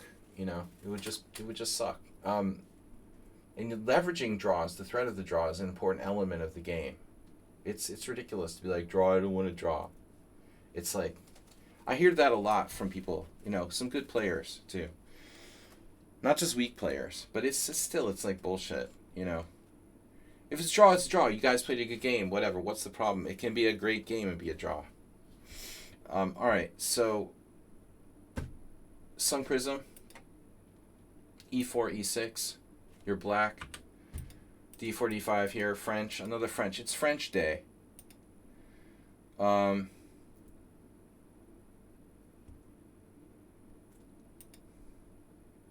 My guesstimation would be that it's a player who's, you know, got someone else playing for them than whoever established their rating. It didn't feel like a computer necessarily. Though it's very hard to tell anymore. A3. Yes. But some prism, what's up with queen b6? I don't know. I want to stay away from this queen b6.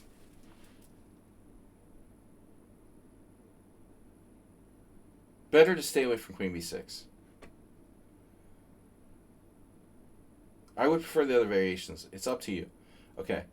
Anyway, they played a3. Now you got all this Ullman stuff with like c4. Millions of like terabytes of variations. Don't get sucked in. The rabbit hole.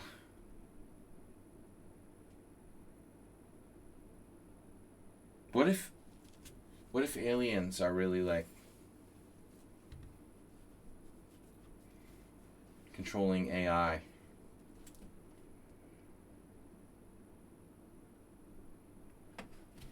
All right, anyway. A3.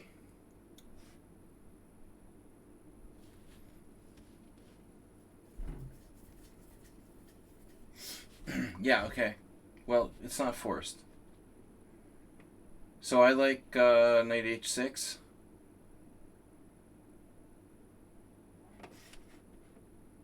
I don't know. I like knight h6, I guess. You know? But it might transpose.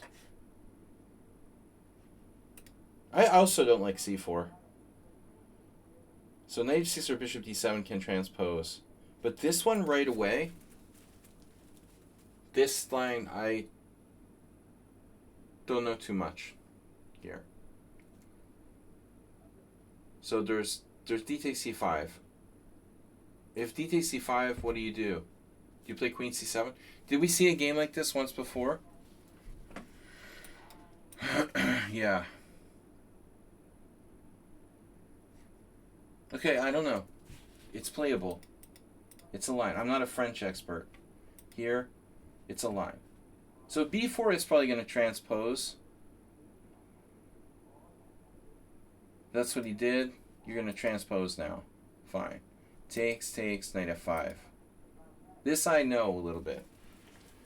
So then, yeah, this is like old school advanced variation.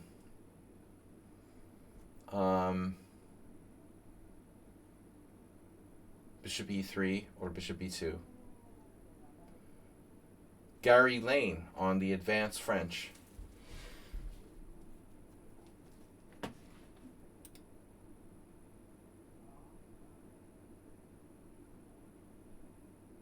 So, I don't know anything about move orders. I do know that he can't move his knight to d2 because d4 is under pressure. If you play bishop d7, you have the idea of going knight a5. That's the only game I remember seeing in this line, where my friend Kosic played this Turkish grandmaster Haznet Daraglu in a GM tournament we played in, and Dragan was able to use this knight a5 idea against bishop on b2. This is also okay though. I mean, bishop here, you give yourself knight h4. However, yeah, you have no way to take on d4. So the other thing about this is that, you know, on bishop d3, you're taking this pawn, right? So he has to do the g4 crap. But the thing is, like, I don't know if g4 is really good because he's kind of overextending himself.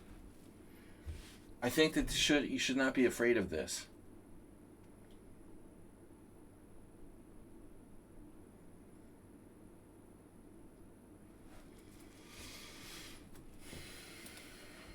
Don't be afraid of this. I would prefer bishop d7. The statistics are really clear on it. It looks like it's clearly better. I think that's what happened in that game I was talking about somehow. I don't remember where he went.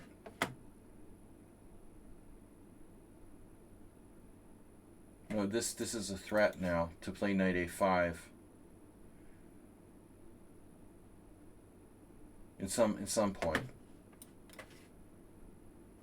been played here by Hare Krishna.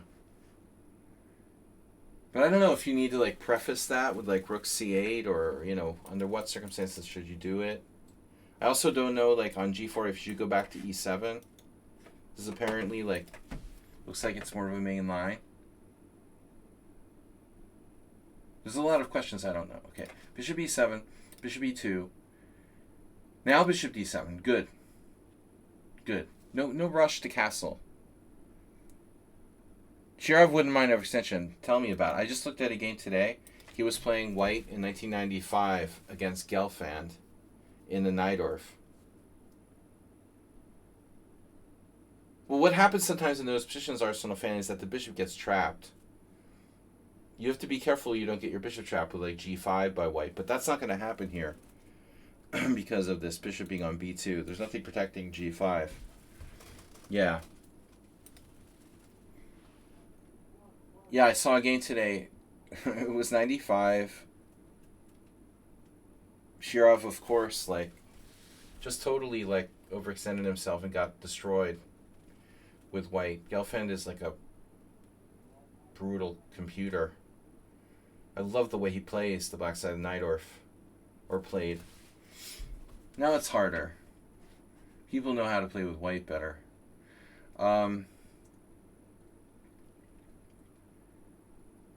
Yeah, so you played knight h6.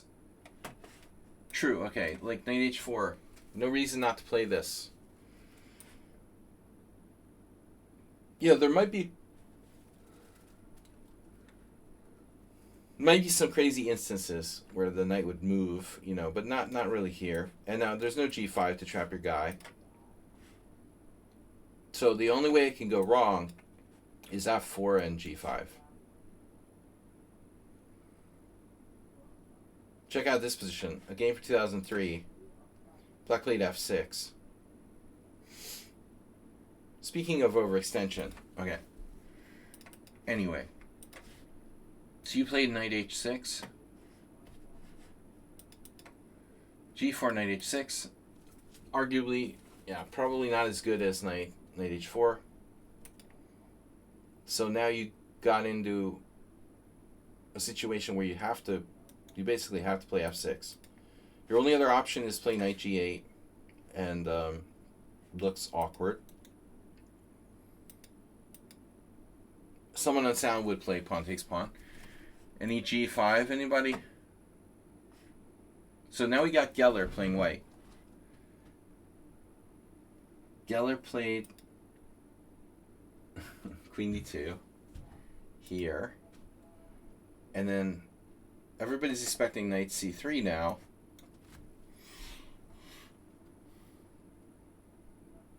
But loses a pawn. So, can't lose a pawn. No, it doesn't lose a pawn. Why doesn't he play knight c3? There's knight a4 plus, you know, he sort of inhibits e5 by putting pressure on d5.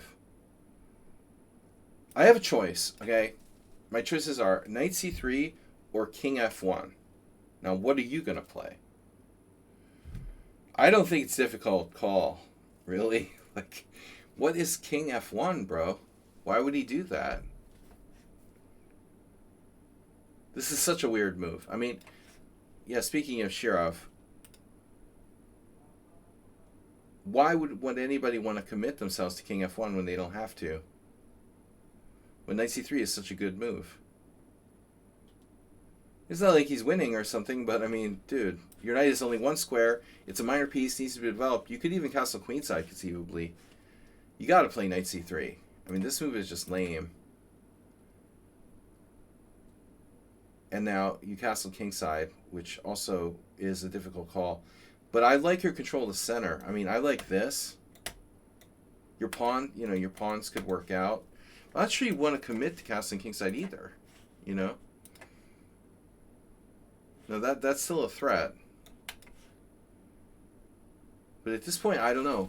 I don't know what to suggest. Castles kingside, okay. Definitely an option. But I think you should also consider other options. This, obviously. I mean, I guess he has queen h6. But Arsenal fan's opponent is not afraid to castle queenside here. I mean, if you consider the game we just looked at, which was also a French, castling queenside is definitely an option. But I think the timing is important, obviously. So if I go here and I'm threatening knight e4, for example, knight c3, knight e4, knight e4, pawn e4, well, where's his knight going? He's going to like spaskify you with like knight h4. I kind of like black better here. Black seems pretty compact. You know, as long as I'm not seeing like knight a4, knight c5 on my face, like a alien spaceship or something. And the other point would be like, if you go here and he does something like that, you just get out of there, you know, castle queenside. I mean, it could get sharp. I believe in black's position. Black is better. All right. Anyway, so you played knight f7, king f1, castle's kingside. Now maybe it's okay. I mean, you have this, right? So how do you like that, bro? But I mean, this is double-edged. Like, what are you gonna do about his bishop on b2?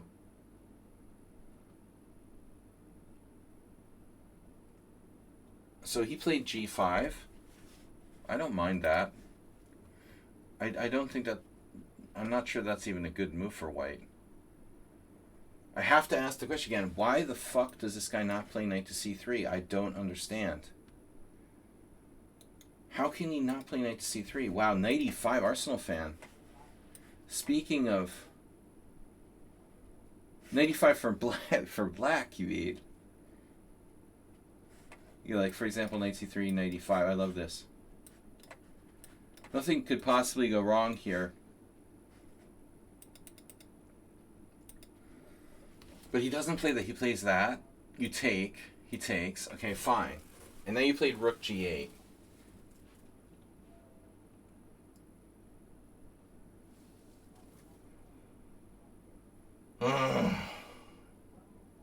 It's unfortunate.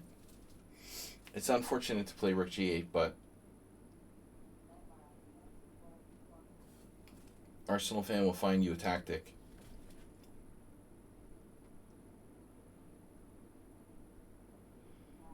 This is pretty strong. The g6 is pretty strong. Yeah, if you only had like one more tempo. I don't really like this. All you need is like bishop e8, you know, one more. It's understandable that you played what you played now. No, g6 doesn't work because he's covering this. The idea is to bring the other rook over to f8, presumably. We still have good plans like knight d6. We still have bishop e8. But get the other rook in the game. And white kind of like walks into that. I think white was overconfident here.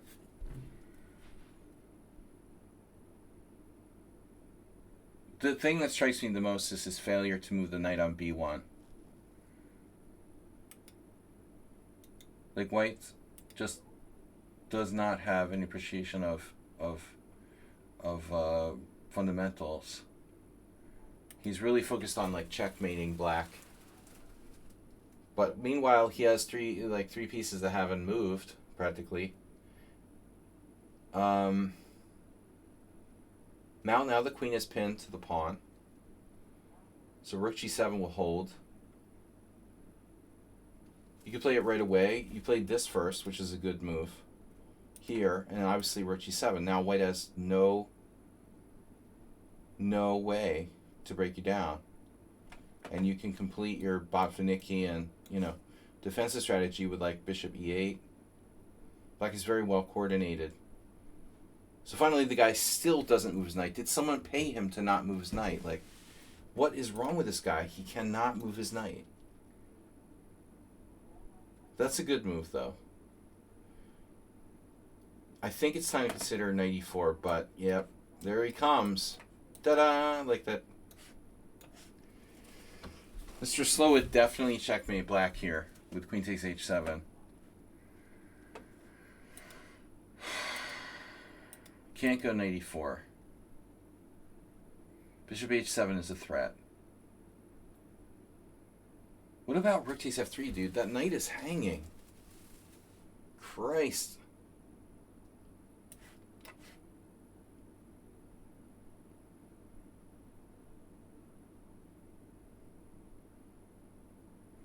I mean, I admit this is rather uncomfortable. It's a tight fit. It's a little too uncomfortable. That sucks. So bishop d3, and you had to go here, but it's a good enough move. That's fine. Speaking in the quotes. So that's nice to see that bishop leave the board. And then finally he moves his knight to d2. Yeah, because he had to protect his other knight. Now his knights are redundant, and this is still not open.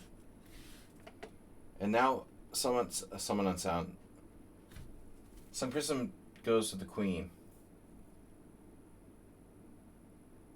I mean, white will be eventually threatening stuff like rook e1. Your white square bishop is important. Interesting game this was. I like this game. Okay, check. What? You gotta be kidding me. Wow, he had to? Oh my god, he had to go there. Oh, fuck. Well, he's way more fucked than I thought. This is just over. Yeah, I don't know, I thought he could go to the G file or something, but that's crazy. Yeah, he has to go here. He has to go to e1. What are you going to do, like checkmate him with bishop e5? He's got no light square. He's got no light square bishop. Wait, where's his light square bishop? Queen d3, rook c1, last ditch attempt to attack you with rook c3. We're just grabbing the knights. You just grab his knights. Give me your knights. He's got rook c3. This is complicated, but you're probably winning. So instead, we went here.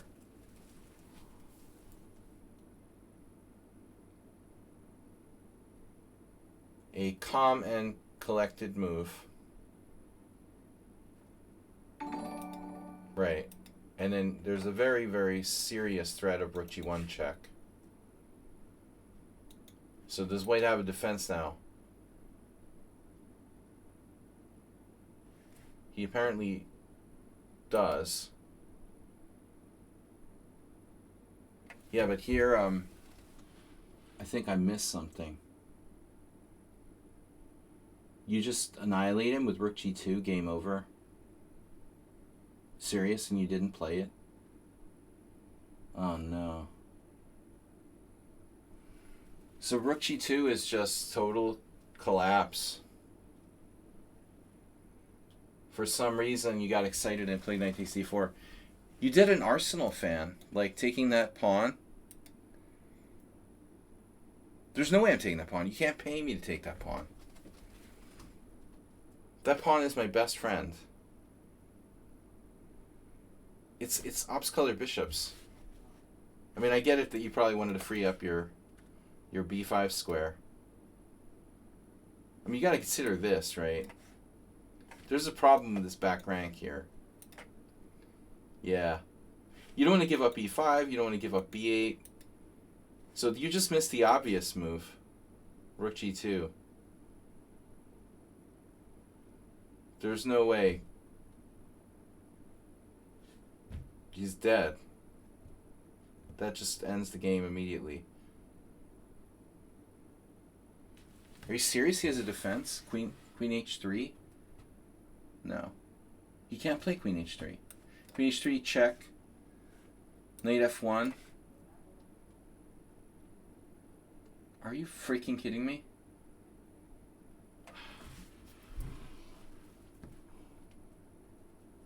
we have queen e4 check. That was a lot to calculate. That could have been a little bit much to calculate. This move looks very dangerous. Bishop d4, queen d4. Yeah, it was a bad practical decision, at best, for you to do that. Because now he still has some glimmer of hope. Oh! That's not a glimmer of hope. He had a glimmer of hope. And probably you're safer on the white squares, just for your info. I would stick to white squares in this kind of position. Anyway, white's lost. All right, good game. Yeah. And the rest was a matter of technique, as they say. Very good. All right, guys, we got a couple games left. Mule Skinner and Daibo. But I think that's going to be it for today. I'm fading here. It's been a relatively long stream. That's not too bad. Pretty normal, actually. We got air conditioning. We had a follow from Tuna God. We had a couple follows. Follow back a ways. Bra Pug, and follow from, yeah, what did I just say? Tuna God. God of tuna. Neptune is the tuna god. So now I've got Mule Skinner. Arsenal fan did that. Been there. Alright, Daibo. Mule Skinner's not here. Is he? If Mule Skinner's not here, I'll do Daibo game first. Just wait. Are you here, Mule Skinner? You're the same AC? I got AC for the first time in 15 years in my office. Global warming is real. You're in a meeting. Well, alright, then I'll do the other game. So this is Mule Skinner against Javier. 14-15. Okay. Mule Skinner just playing too many low-rated players. Mule Skinner is what? 1800? 1800 FIDE.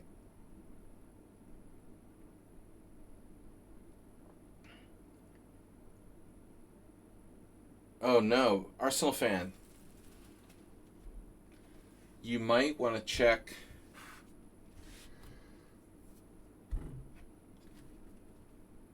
take a break. All right, we got the Mule Skinner. I like this. The Mule Skinner. He calls himself the Mule Skinner, like third person.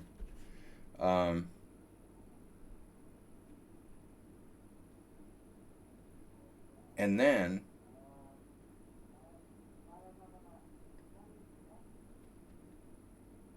Francisco Javier. All right, e4, c6, d4, d5. You know, the other day I started. We see a Panov coming up, but you know, if you play the Panov this way, like c4 first, take, take, take. I find this. Look at the statistics here. 35% against 23%. I think it's interesting to delay d4 if you want to play the Panov anyway. Something, you know, there are disadvantages. Like, okay, if I play c4, once I had a game with Hikaru where he played like e5 against me, but this is not considered to be. It was a blitz game where, you know, the game where he knocked over all the pieces and got a draw with like king against my king and queen that will live in infamy. This line isn't considered so great, you just have to know. You know, it's not exactly a Cairo Khan. Anyway, d4, fine. But after d5 takes, there's the g6 line is pretty good, man. So black has a pleasant choice between g6 and like knight c6. I just don't even see a case for playing e6, you know? Look at the score. It's like, there it is in black and white.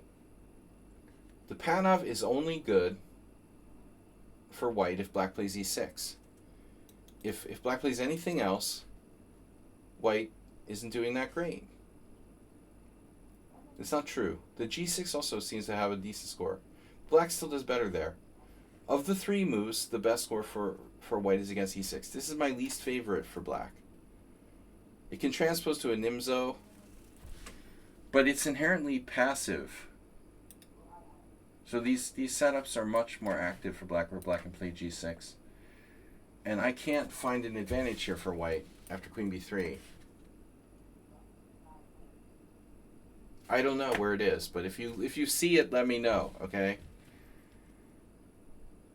If you can find an advantage for white in these lines where black like temporarily sacrifices this pawn on d5, let me know where it is. Maybe I'll have to look a little deeper. Anyway, e6, knight f3.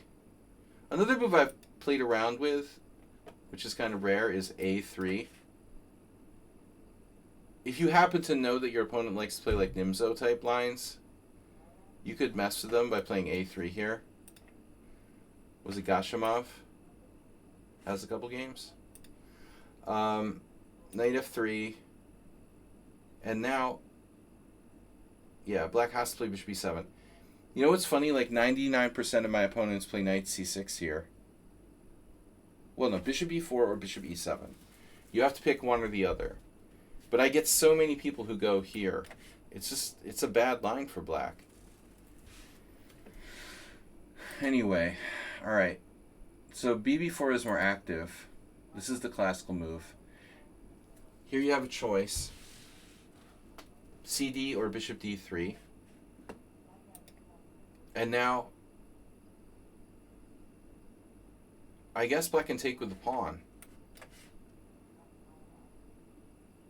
Maybe it's just a little bit passive, but normally they take with a knight. So it's like Kamsky-Karpov candidates match.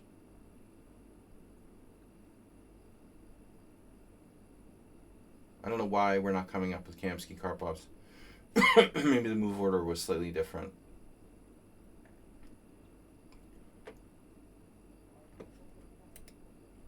Alright, e takes. I have faced with the bishop on b4. I have not faced it here, to my recollection. So now, it's basically like a weird double exchange French.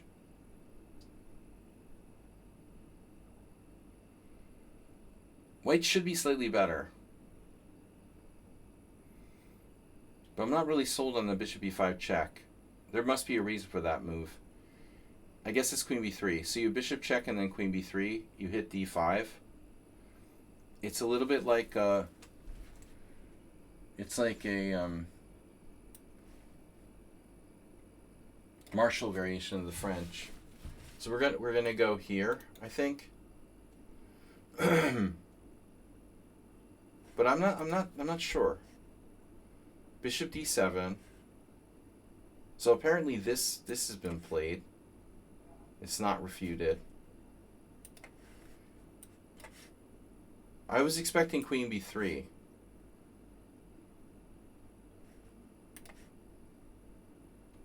But if you look at statistics, bishop takes d7 is also played. So bishop takes d7, knight takes d7. That's what happens. So what are we going to do here? Sveshnikov, Gingy, 1977. Draw. The wolf would later beat him in the same line. Check. Knight b takes. You know, now the obvious move is queen b3, because it's double attack.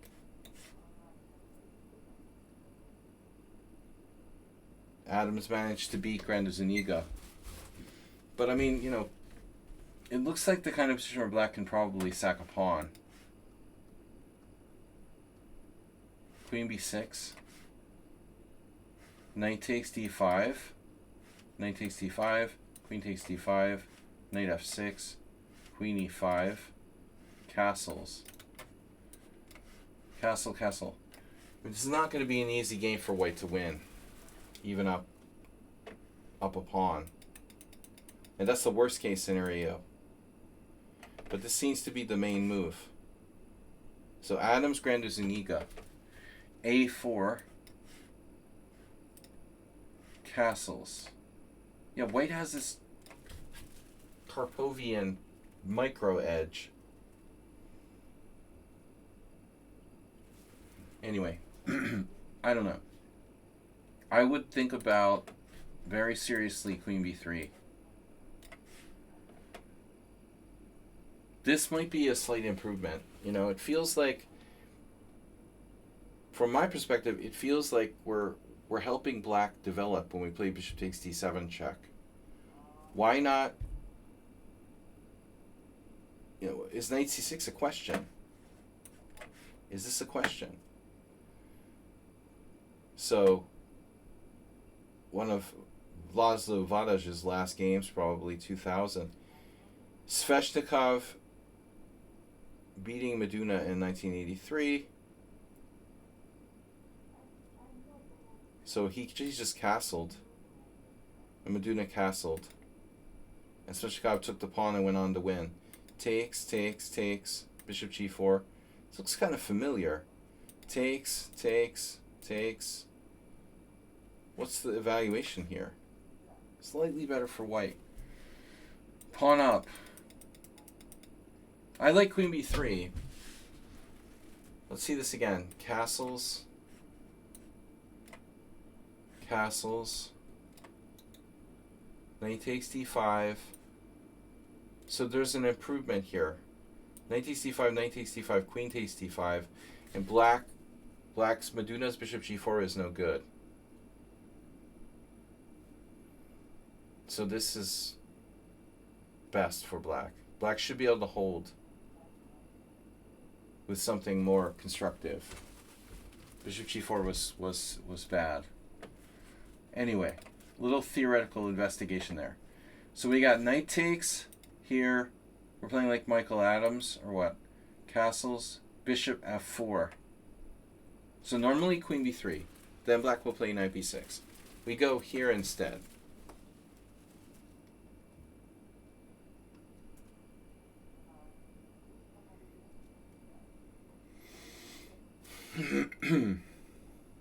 Well, it's possible black will play queen b6.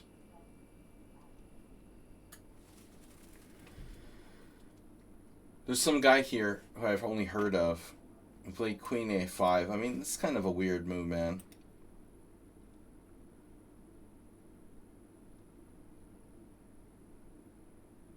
Feels like black should have a lot of options and the game should be equal. This is not the easiest position to play against the 1400. But any endgame, they should be toast. So they played a6, stopping knight b5, putting the pawns on the right color. a6 is not a bad move.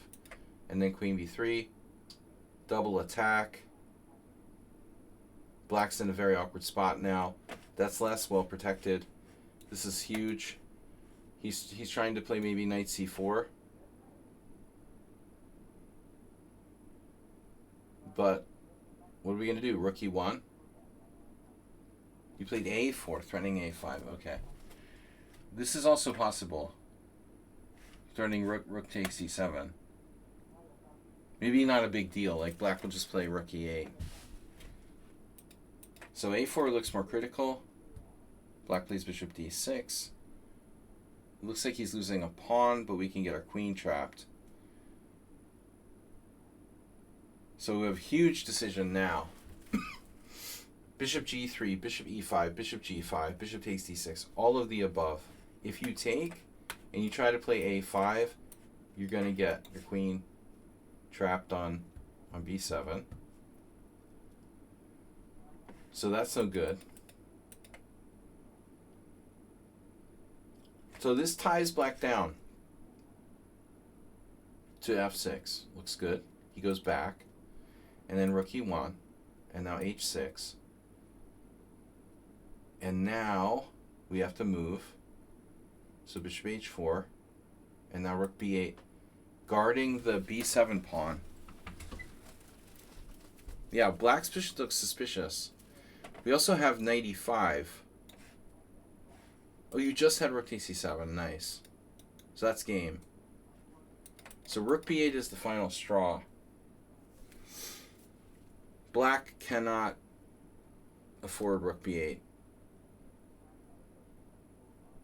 So he has to sack a pawn. I mean, don't be materialistic, bro. Knight c4 or something. It's pretty bad, though. You still have rook e7? Oh my god, because he has this. So knight c4 is no good. Wow. It's really, like, already lost for black. Amazing. So after a4, hard to keep it together, but maybe knight c4 right away. I don't kind of care about sacrificing the pawn on b7. That was a mistake by black. After rook b8, yeah, you're easy winning.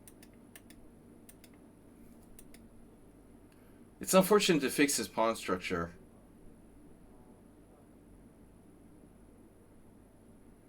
I don't know, maybe white can be more patient here with like queen b3.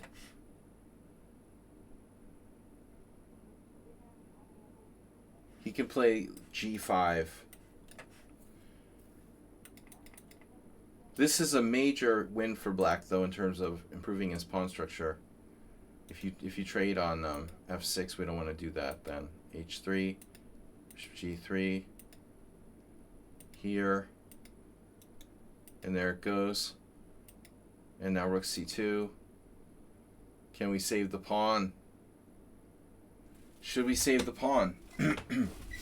b3.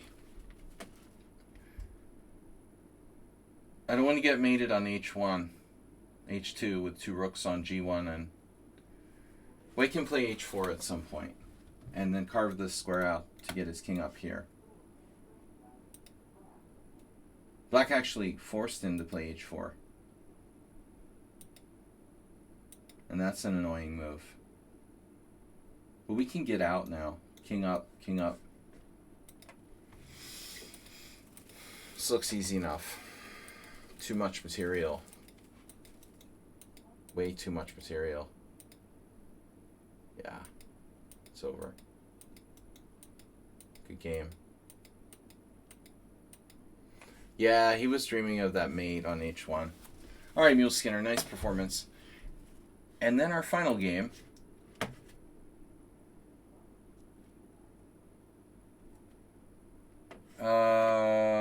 Okay, so you're white. You're 2,000. Your opponent is 2,000. And the time control is 1 minute. Unfortunately, this is a very fast game. But we'll do what we can. I'm going to treat it like any other game. But bullet is not recommended. I mean, you really should play... you should play at least 5. At least 3. But, alright, d5. So you're sharing the beauty. That's fine. Chess is different. It's a different thing for different people. The element of beauty in chess. I also like knight f3. Black plays queen d8. So I just don't get why people play this, you know? Honestly. It seems like queen a5 and even queen d6 are probably better. You couldn't sell me. You could not sell me on the advantage of queen d8. Alright, for a very brief thing. And now e6. I've had people play like this against me. And, yeah, I mean, it's a little bit like a French Rubinstein. So it's odd It's kind of odd that both you and the one game here went bishop c4. Because, the diagonal is dead. Now, one thing is that if you do achieve d5 in this kind of structure, it's often very effective. But usually black will play c6, like Scandi, whatever. And it's hard to actually play d5. So this is certainly not a bad move.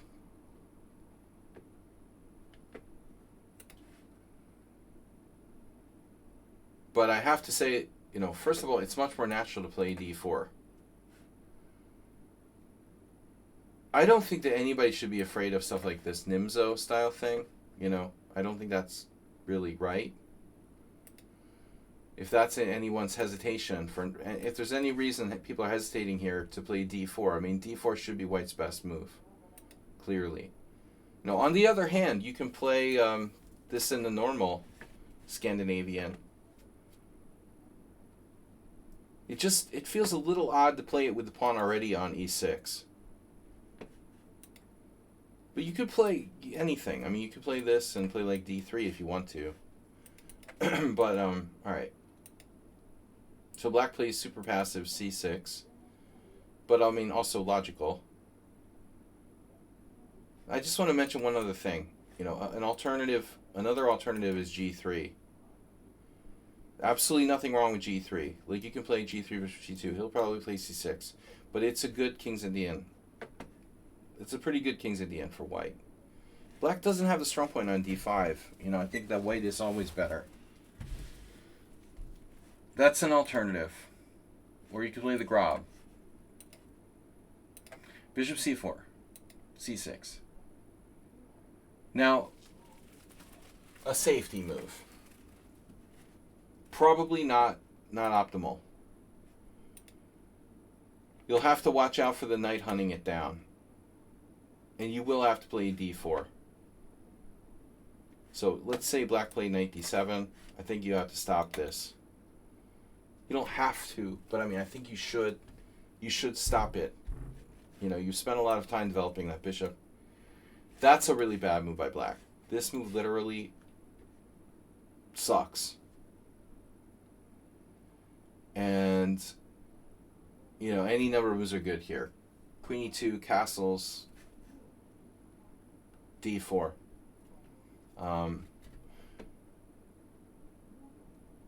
d4 is fine. It seems like an odd moment to play d4 while you're pinned. If you don't want to commit to castling, you can play queen e2. This also wouldn't commit to d3 or d4. This is definitely a good move. Anyway, d4 is fine. And he takes unprovoked. Terrible. So now it's like a French where you have... Oops, sorry. It's like a French where you have potential crushing pressure. But on the other hand, the bishop's so good on this diagonal, I don't want to even put my bishop on a3 because it's too good on this diagonal. So knight f6. Now, you can castle. I also was considering this, but maybe we're a little bit concerned about this type of stuff, where he's going to go bishop a6.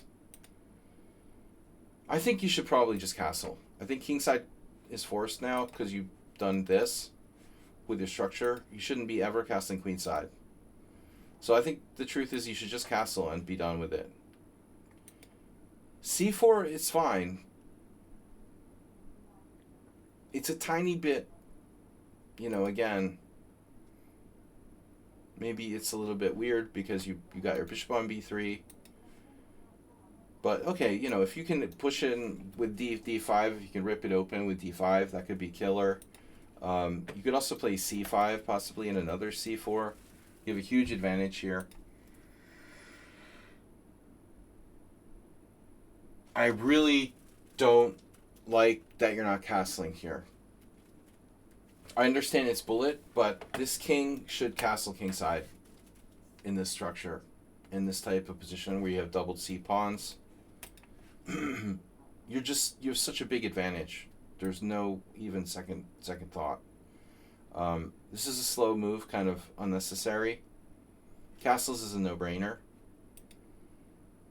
C3 is not bad, but it's unnecessarily slow. I see you might come back to this diagonal.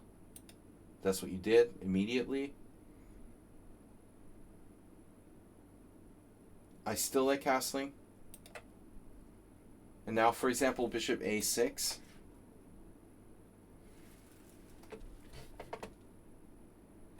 Might enable black a little bit of play. Your best bet, I'm not sure. Maybe you shouldn't even defend the pawn on c4. You can play knight e5. I don't know how good it is, though. Like, say he goes here, you take this pawn, black goes queen c7. This is kind of weird, you know? I mean, I'm not really sure what's going on here. Your king is in the center of the board. You know, you should castle. You should castle even before c4. This is first priority. Your rook has a great file. You have everything. And you're still going to attack him. Castle c3, b6, bishop c2, a5. a5 is like, does this guy think he has all day? I mean, he has to play bishop a6. There's literally like no other good plan. a5 is way too slow. And at this point, well, everything's good. If you really, I don't know. I mean, you could probably play h4, rook h3, rook g3, and have an attack. But I mean, here's another thing you could do. You could go like postal on him with g4. You know, his position is so bad you could literally play g4, and I'm quite confident that you have absolute full compensation. Plus 0.8. If you insist on not castling, you know, a5 is a terrible move. Too slow. And now, he's tied down to h7.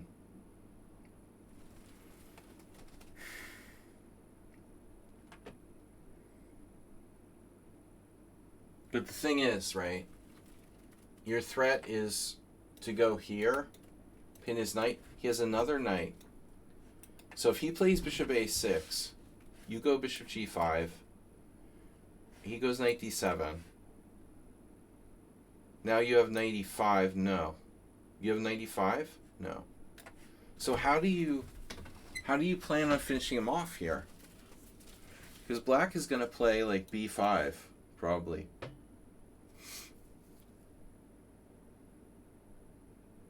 It's not that simple, you know?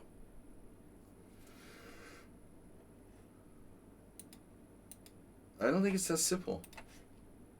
Let's see. Wow. So it turns out bishop g5 is a big mistake. You can go immediately with knight g5 there, in that case. Alright. Queen d3. Computer doesn't like bishop a6 because of knight g5. Yeah, I wasn't sure. This is a good move, though, for him, knight d7. You play queen d3, this is a horrible move. I mean, I get it that it shuts down your queen, but that's the, you know, you're going from grandmom's house to the Wicked Witch in like one move. I mean, no more gingerbread cookies, bro. That's, here you're like, you're feeling some pain, and here you're like already dead. It's just like you're dying of something different, you know? You have like a minor, you know, heart condition, and this is like you know, you're already like in the morgue. So the dark squares are fatally weakened after g6. I would never play this move unless it was absolutely the only choice. And it's not. He could play rook e8, you know, even. Just for kicks and giggles. Black could try to defend with some sort of Korchnoi-esque. If you got really desperate, you could always like run away for black and sacrifice the h7 pawn, you know, try to get out here with king e7. So I just think that g6 is an atrocity. I'm picking this game Game apart. Bishop g5. Yeah. Now it's crushing. Here. h4. Justified. Queen c7. h5.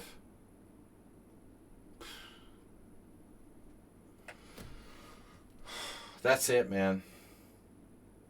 Completely justified. Black doesn't have any moves anymore. That's definitely not a move. So anyone suggestions?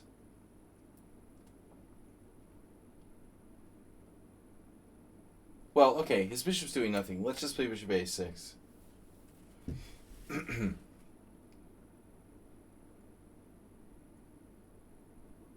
That's got to be better than... I don't even understand what knight takes h5 does. Rook takes h5. f6. This is his idea. That doesn't work. Now, you could just retreat your bishop, for example, and be totally winning. But you found the Mr. Slow like rook takes h7. Very nice. And they showered the board with gold coins. f5 is like forced. And you played rook h3. Maybe this is better. Okay, this is splitting hairs now. You're totally winning. You have this. Another interesting move you have is rook e7. You have a lot of good moves. Okay, it's a bullet game. Good game. Bishop a6. For a bullet game, this was a good game. You played pretty well. I'm not a huge fan of bishop h6. I think you should get him on the h file. So this is the moment to castle queenside, I would assume. If there was ever a moment to castle queenside, this is probably it. You did it on the next move. But bishop h6 clogs your h file, you know. How are you going to checkmate him on the h file with bishop on h6? That was a little bit inconsistent. And you can't play knight g5 well. I mean, you can, but it blocks this defense too. So bishop h6 was a waste of time here. And then you went back. Right. Exactly. And then rook g7. All right. Now, check here, winning a rook. Bishop takes d8. And then knight g5. And the mate. And Asterbait, nice mate. Well, anyway, I don't like bullet chess, but you're playing bullet chess in a correct way, where you're trying to play like a good game, and that's cool. That's fine. So, yeah, not a lot of substance. Black played badly. Black played badly. I agree, but there's still stuff to take away from it. All right, guys. Stream tomorrow, midday. Now I've got air conditioning. I'm going to get a good night's sleep without like 37-degree heat. Thanks for the gift subs today. Asterbait getting with the gift subs. And Mr. Slow with a huge donation to support the stream. Bringing us up to 124,690. Somebody else donated. Mr. Slow, for real. Fixed it. I didn't even realize it. I don't know why my air conditioner started making noises when I talked about it. That's really strange. Don't trust these electronic devices. They're all controlled by AI. Mr. Slow, for real. He said I was going to donate again, and he did. He brought us up to 1246.90, making it extra random. Thanks everybody for support. We will see you tomorrow, and again Sunday, Simul Sunday, back to a normal schedule. We love you all. Have a great night. Thanks for the games. Bye-bye.